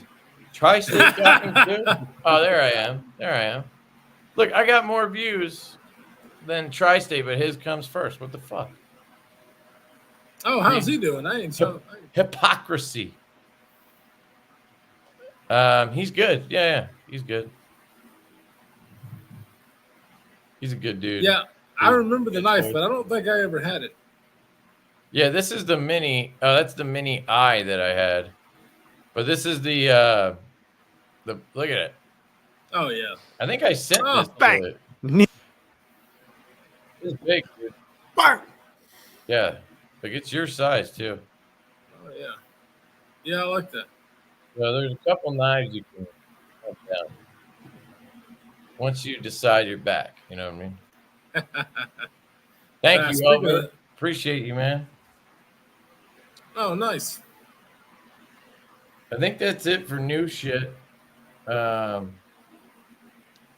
And it's almost 1 o'clock, so I should probably let you guys, Yeah, I got to be up in like less than 4 hours. Oh, fuck, dude. All right, let me just let me do this giveaway real quick, and then we can wrap it up. Or if you got to go, you can just roll, whatever works. I'll be here for I can stay for the giveaway. I want to see Okay. who wins some shit. I Same. promise I won't make it take forever. All right, we need a hashtag.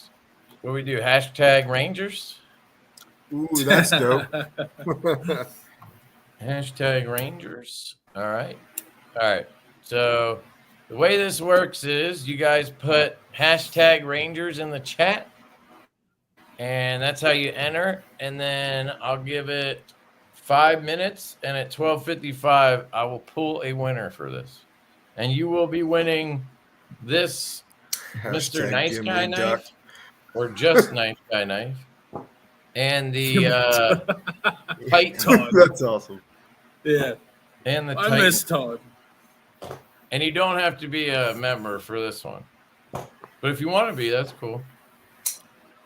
Dude. Yeah, dude, Kyle. After you pieced, I kept doing off the edge for a little bit, or no, it was Yeah. on the edge Yep. for a little bit, and then I kind of like just stopped doing it, and then I brought it back with Javon and started calling it Off the Edge. Nice. So now we have Off the Edge. I miss it a lot now though, because it's every other Saturday. Sometimes I just want to like hang out with my wife, you know. So I miss it. So he'll do like one on his own, but been trying to keep it alive, you know. Yeah, nice. Yeah. Right. You remember all the mugs and shit that we got for that? Oh yeah, the ones that didn't they get like fucked up? Well, I mean, like as soon as you put it, like if you put it, That's in the right. Your dishwasher, kids were putting them in the dishwasher. Yeah, it's like, damn it, guys. Yeah, mine That's what I'm eventually saying. got fucked too. Yeah. Oh God. The The logos for that were insane. It had like a beer mug, different logos, the duck with the snake and shit. Oh yeah, That we was added cool. the duck. Yeah. Oh, That good was time. so Snake awesome. eating the duck. Yep. That was so cool. Good I time. got That was called pretty- Duck that was Boy like forever. Like there was no Grady's gear after that. It was Duck Boy, Duck Bitch, this, that, the There he other. is that is it this Saturday, Javon? Because I'm not gonna make it if it is. You should get Kyle on. Let him take my spot. Nobody wants me on. I think me and you did it one time by ourselves because Kev couldn't do it. And it was like Yeah, such a it was a dumpster fire. disaster. Dude, Yeah, Oh, it was remember a when we tried disaster. You guys are use trying to do the giveaway numbers and we game. fucked it up. Oh fuck yeah! I forgot all about that shit. Oh, it was a Oh, dumpster fire for real. Yeah, it was horrible. God. I don't remember if it was after you left. I started doing middle names instead, or were we doing that? I think you started that because that was it was like Because I Yes. hate the numbers game. yeah. We You've did always a hated number it. game and didn't specify. Oh, Oh, Yeah. it was my horrible. God. It was But it now was they absolutely- have a feature in StreamYard where you can just have them do this. They put in a hashtag, and then you just pull a winner. So much easier. No, that's We were great. trying to sift through that shit. People were getting pissed. Oh, I know. It was horrible. It was like we God. need Kevin to drive We this shit. said that we got off that live, and I was fucking Kyle's like, I'm never doing that shit again. We're getting No, back to fuck this. no. If Kevin's not there, I was like, no, we ain't doing this no more. Yeah. Oh, Oh, God. man. That was funny as fuck. We got made fun of for that for like a month straight. by Oh people. yeah, it was horrible. Listen to Jesse. I'd love to even just have Kyle on a live every so often. Better than nothing. All right, well, thanks, Jesse. Maybe I will do that. If Kevin invites me on, I might come on and just Better than make nothing. fun of him. Dude, I could do this every fucking week. Dude, that shit was so funny, dude. Open invite. It was funny too because the other day when I was talking to Kev about it, and my wife was busy doing shit, and she was like trying to get me to help her. And she's like, "Who the fuck are you talking to?" And I was like, "Oh, I'm talking to Kev." And she immediately was like, "Oh shit! Oh, well, ask him how he's doing. Oh, and then ask him when his wife's due, and ask him for his address so we can send baby clothes and shit." And I was, That's great. Javon's Knife Flicks says he lives 15 minutes from me. He won't meet in Dark Gravity. I've met Dark Gravity quite a few times. We met up and exchanged knives. Yeah, hit me up on Instagram. You We'll know do that. Javon, right? Wait, do you? You should know John. "Yeah, we I know don't know John. Yeah, we know John." You should. Have you always been called Javon's Knife Flicks? He's like, well, his name's John Evans. He used to be it John used to be Evans. just Okay, Javon. yeah, I get it now. Yeah. I Yeah. got it now. Yeah, Sorry. he's buddies with Dark Gravity, and that's how I thought. Didn't Dark Gravity used to send you shit all the time, or? Oh yeah, I used to meet because he lives close to me, so we used to meet at a. Oh, you never location. met in person. Well, you can now, I guess. Yeah, me and Dark Gravity have, but me and John is not. So. Do you still talk to Dark Gravity? It's been a long time. Maybe it's time for a lunch.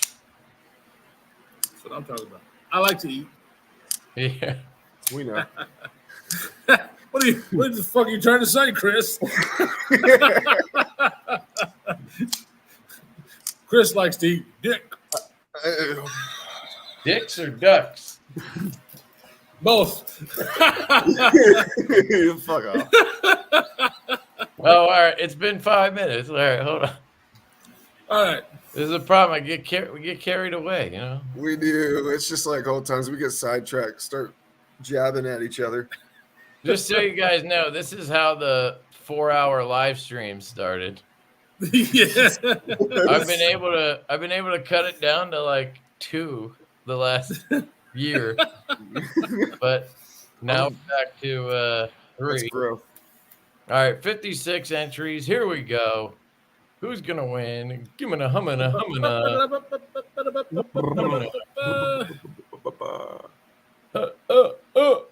Lawrence Chin. Lawrence Chin. Hopefully you're not in Australia. It's always freaking international. And I don't exclude them because I'm not a bitch like some people. Is this hard to ship over there or something? Dude, I had one problem with shipping. Oh, that's true. And that Yeah, was I was overseas, usually drunk dude. too. That guy fucking Probably pissed why. me off. Oh. No, it's expensive to ship over there. Okay. So some people that, and people always use the excuse that customs is such a problem. That was the problem I had. I sold a knife to a guy. You gotta I told him I use didn't want. UPS worldwide. I remember that, dude. He sent that shit That to was like so fucking bad, fucking bro. Poland or whatever. And Yeah. it took like a year before it got resolved, I think. Dude, he had my PayPal shut down and everything, dude. Like, Yeah, what I was ended up like, happening? Oh, You just damn. refund him? I ended up without the knife. I refunded him his money back. I Yeah. made it clear before I sold it to him. Like, And he I'm got not it, paying for right? the Didn't he shipping. get it eventually? It said that it made it to him. Yeah, Like, but that's it what I was pulling up. it but probably he just said he made it never to the got it. country. He never got it. Like He it said he made never it got to his post, like Yeah. postal service, and then it's up to Yeah. them to deliver it, which they never do. Exactly. And I was like, Or dude, he's full of shit, and I think he was full of shit, dude. The way he was acting real shady about it. And I was like, dude, I'll just give you the fucking money. so I can Lawrence, turn where my do you PayPal back live? on. Hey, yeah, where do you live? Hopefully you don't live in Australia. You live in the U.S.? It doesn't matter, but I just want to know. And you can email me your address, and I'll ship this out. I just put my email in the chat. It's right up above your last comment. I shipped the product to Canada last week, and that was like the easiest thing ever. And that dude was like the coolest fucking dude ever. We sat there and had a conversation for like 2 hours, just Nice. talking It's about pretty knives easy and to gear and tell with shit. international people if they know what they're doing or if it's new. Right. Because a lot of them are like, yeah, like you got to ship it this way or whatever. They'll ask for shit, and I'm like, okay, if that works. But I've literally never had a problem with UPS worldwide, specifically worldwide, and I market a gift, and you put a low value, and you ship the bitch, and you do what it says, and you fucking print out the custom slip, and you put it on the back of the package. Yeah. They actually want you to put 2 inside and then 1 on the back of the package. And I think a lot of people don't do that part. And then they have to open the package, and then your shit gets checked. But if you put everything there properly and you ship it worldwide, it helps a lot. And usually, I think worldwide, Saver or Expedited, one of them, the customs fees are included too for Canada. To be honest, that's probably what happened to me. But it I costs didn't know more. Shit. That's why people don't do it, because UPS worldwide immediately means $20 minimum, 25. But it's just safer. And then, dude, I'll send shit to Australia, UPS worldwide. It'll get there in 3 days. Damn. Yeah, Really? you try that shit USPS, it'll take 3 years. No shit. Or it'll never get there. I think that knife made it to that guy yesterday. Like, He doesn't want to tell us where he is, so I think he's somewhere I think he's somewhere shitty, goddammit. God. That was such a shitty fucking, that was He's a like- shitty day. Bangladesh or some shit. I'll let you guys dude. know if it's something crazy when he. The amount of money I had to like insure with certain knives, like Kyle had sent me like the Rosie and something else or whatever, and I'm like, yeah. so I called him and I'm pricey. like, how much do you want me to insure it for? And he's like, I think like $1,800. I was like, Yeah, and that was probably back when you went to the post office. You probably paid like $60 to ship that. no shit. That was before we knew about pirate ship, probably. Yeah. Or maybe it didn't even exist. Yeah, I forgot when I started pirate ship. I did start it, and it was nice. It was great. I love it, dude. So nice to keep track of everything. I can always pull up somebody's address.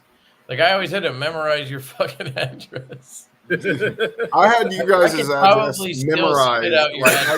Your address wasn't on numbers was memorized. Live stream right now. Like and when Kev would send me shit, he would offload shit that he doesn't want in his house anymore and just add it to the fucking box. No, those are called gifts, bro. Shit. Those are gifts. No. That fucking shirt smelled moldy, bro. Like, sure. Yes. I was like, this bitch aired out his dirty laundry. It depends on what it is. The fucking box. I was probably trying to use it as fucking packing material. Yeah. Yeah. Dude, now I have giant things of peanuts because of the knife company. I just have. It was the other night. In the other room, I have a thing of peanuts that's like this tall. I ordered it. It was 7 or 12 pounds, and I was like, all right, that won't be that big, but 12 pounds of fucking peanuts is like two of me. I remember you used to bitch about the peanuts, and whenever you got something with peanuts in it. Yeah, but they're the only easy way to. Now I get it, you know. Yeah. God, I always call them penis in videos, and people leave comments and they're like, "I swear you said." And I'm like, yeah, that's exactly what I said. It's like what I did. That's exactly what I did. Kept trying on that one website because you could send a bag of dicks to your friends and shit, and you can do it anonymously. I was gonna send a big fucking chocolate one to Kyle. I would have ate the fuck out of that. I know, because it was gonna have a note. I would have videotaped me eating the fuck out of a black chocolate. Do it on video. Yeah, that would have if been I send you classic. one, you've got to make a YouTube video and do it. I swear 100%, to God. 100%. I think we sent Kyle like flowers one time. God, we sent a whole bunch of shit. Wait a minute. Didn't we? Didn't you get sick one time or something? And we sent you. Y'all sent me something. You got COVID. A care package. Yeah, y'all sent me a care package with a bunch of shit in it. Yeah. Yes. Yeah. Remember, like snacks. Didn't you lose your taste for like 6 months? Yeah, it was like I think it was like 3 months. Oh yeah, fat guy losing his sense of taste. That was horrible. So fucking bad. I can't taste shit. What the fuck? I can't taste shit. Oh my God, that was horrible. Yeah. Oh my but I only God. had COVID one time, and then I didn't get it after that. So the only reason why I bring that up about Kev packing shit that he didn't want no more is the other night Kate's wearing this fucking Darth Vader shirt, and it's the shirt that he had shoved in the fucking in the box or whatever. And she wears that shit to go to bed in, and I'm like looking at it, I'm like, that's the fucking shirt Kev sent. She goes, what? It's comfortable. That's hilarious. Nice. All right, I'm gonna find this video of you making fun of Jake, and then we can close it out. Oh my God, yes, that was the best. What? He's got I'm trying to figure out out everything. I think it was the only one that I had parody in. So maybe if we search, Yeah, if Was you it search a parody, Lefty it's on concept? there. Was it for his prototype, or was it like by itself? No, it was way before it was he way even before started that. Left. Yeah, look at these sexy bastards right here. oh yeah, that was gonna look like a blueberry. Remember I remember that. we watched Brokeback Mountain? That's like the only fucking thing on the TV, and we couldn't get the remote to work. What the hell? Dude. That hotel room was so bad, dude. Y'all were doing the it Blade was. Show recap videos. Yeah, and there that shit was funny. It was fun. It's gotta be here somewhere. I mean, it was back in the beginning. Unboxing heaven. Where the fuck's his? Oh, there it is. Dude, you fucking we promoted each other's channels so great. Yeah, we did. All of us, man. That shit Yeah, was we nuts. did. Yeah, all the time, dude. It's Fuck, because I we think I sent each still other have- like every night. I still Yeah. have fucking Jake's fucking Hank or whatever. Oh yeah, hell yeah! I still got his shirt. I do too. I still Yeah. have one. Yeah. I had them. I wore them too much. They wore out. Oh, it wears out pretty quick. As soon as you wash Yeah. it, it starts to wear off. That's one thing I hate about Teespring or whatever those companies. I The see shirts are fucking shit. all of us on there. LeftyEDC, Beard Gear. And usually those shirts are the ones you want to kind of keep for a long time, you know?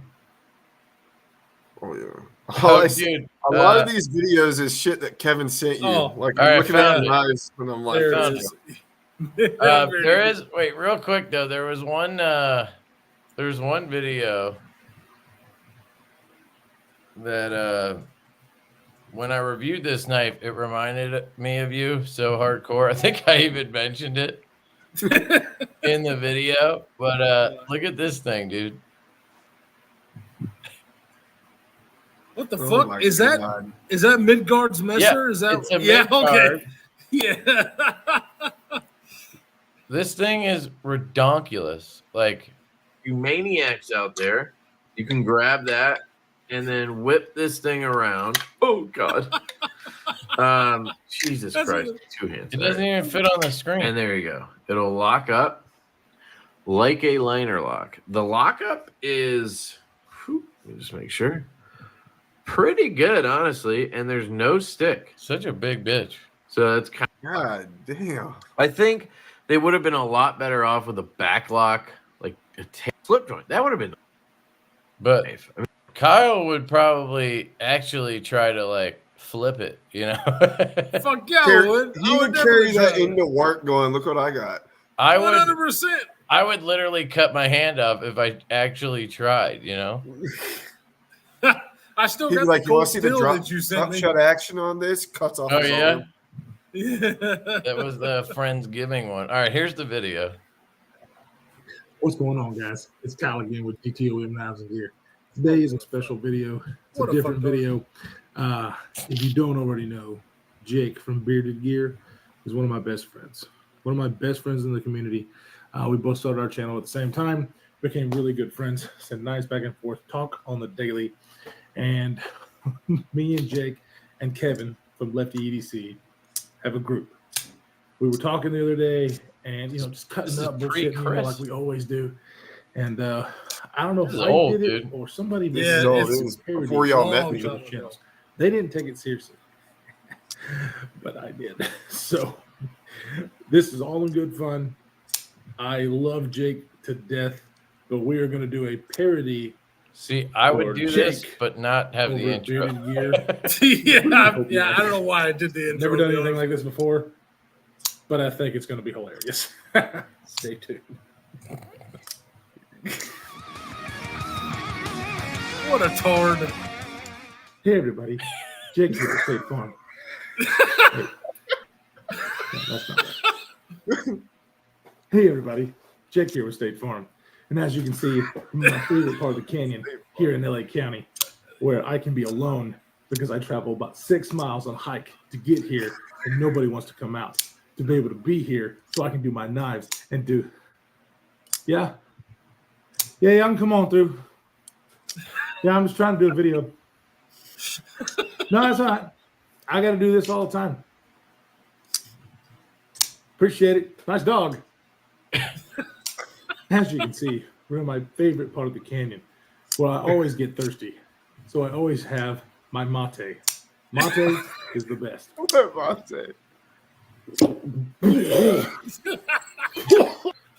How does he drink that stuff? Ugh. God. Can't believe Today you we're got gonna be that talking just for the about parody. The Quiet Carry Waypoint. This knife is one of my all-time favorites.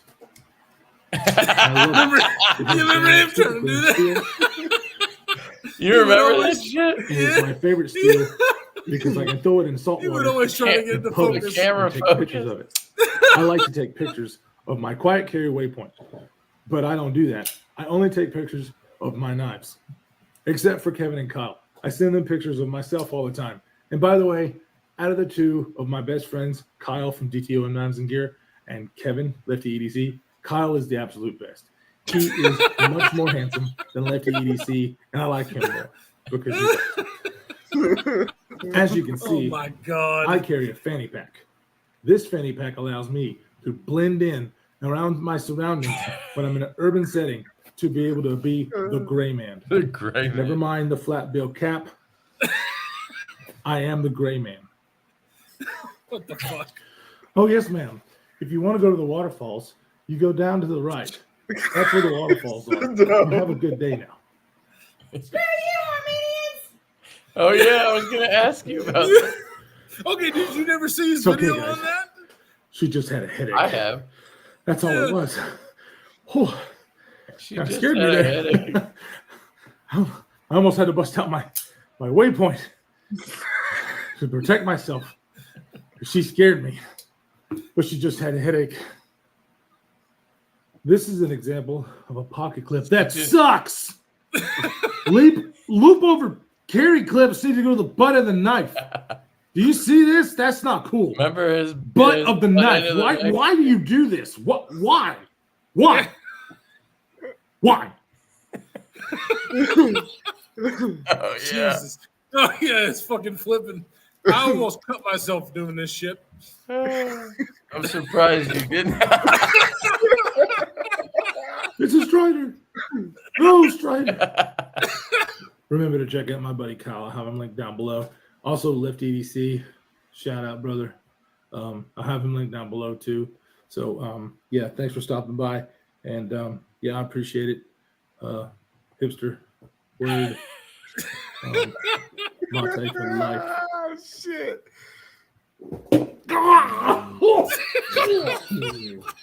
Jesus Christ. That was horrible. God, that was so bad. God. Okay. That shit was funny. This is good times. But yeah, it was definitely like an inside joke. But literally, when I was just watching that, I was about to go, do you remember that Armenian thing? Oh, my wife was very hesitant about screw you Armenians in the background. I'm like, come on, Carly, just do it. Hell yeah, Nick. Thank you, dude. He picked up the last buzz, I guess. I posted fuck about you. They got the Fuck He you. got I it. wanted That's to not- do Now he's that. gonna have to punch his boss to get it. Damn it. yeah. If you were around 3 years ago, that video was funny. Yeah, you had to watch Jake a lot to be able to get If what the hell the not, video was about. You are probably one of the 40 people that left this live stream in the last 30 minutes. He fucking Like, what remember fuck the is New this? Balance shoes? He sent us pictures of his New Balance shoes shit that he got. Oh my He's a dad. Oh my god. Officially a dad. Ah, man. All right. Oh, Jake.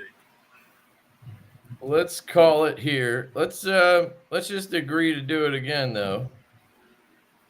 Turns out he's from California, guys. He's not from Canada. It's a different CA. The winner. So we're good. All right, cool. But yeah. You guys are welcome back whenever. I had a blast. Thank you guys. That's probably the fastest 3.5 hours I've had in a while. I'm Oh, looking my at my God. watch, and right in the corner, it has a timer. I didn't even really notice it until I saw 1:15 a.m. I was like, holy shit. I know. Oh, I I know. don't. I never stay up this late anymore, but Me neither. it was Well, worth it brings it. back memories. Apparently, Kyle has to go It to really does. work at 5 a.m. Yeah, my alarm goes off at 3:30, and it's 12:15 right now. So it's just one of those. I'm one of those early risers, early to bed kind of guy. So I'm way past my bedtime. Yeah. It's worth it though, Kyle. It was worth Oh, it. it's so worth it. I'm so glad I did this, and I didn't even drink all my whiskey. What the fuck? Yeah, tomorrow when you're driving to work, you'll be like, yeah, good thing I didn't have that. No, you're probably gonna be like, shit, why did I have that 12/13 of the bottle? 15/16. Oh god. Oh, jeez. I ain't laughed this hard in a long time. No. Yeah, I'm glad we did this. I appreciate it, guys. I really do. Yep. Good. Thanks Thanks for, for having us, man. Thanks for the idea, Chris. I feel like we Oh yeah, kinda dude. put it together, so I appreciate that. Yeah, And man. Kyle, thanks for throwing up a video this week. Maybe you could, try to do it before 3 years from now next time. Maybe I'll do that. All right. Sick. All right. Thank you guys for coming out. We appreciate you watching the shit show. Oh, Shit yeah. show reunion. Always good. I had fun, so that's good. I thoroughly enjoyed myself. Yeah. All right. Everybody have a great night. Is there anything you guys want to Kyle? All right. Thanks, guys, for watching. Fuck YouTube and Google. And remember, we'll see you in the next one. Peace.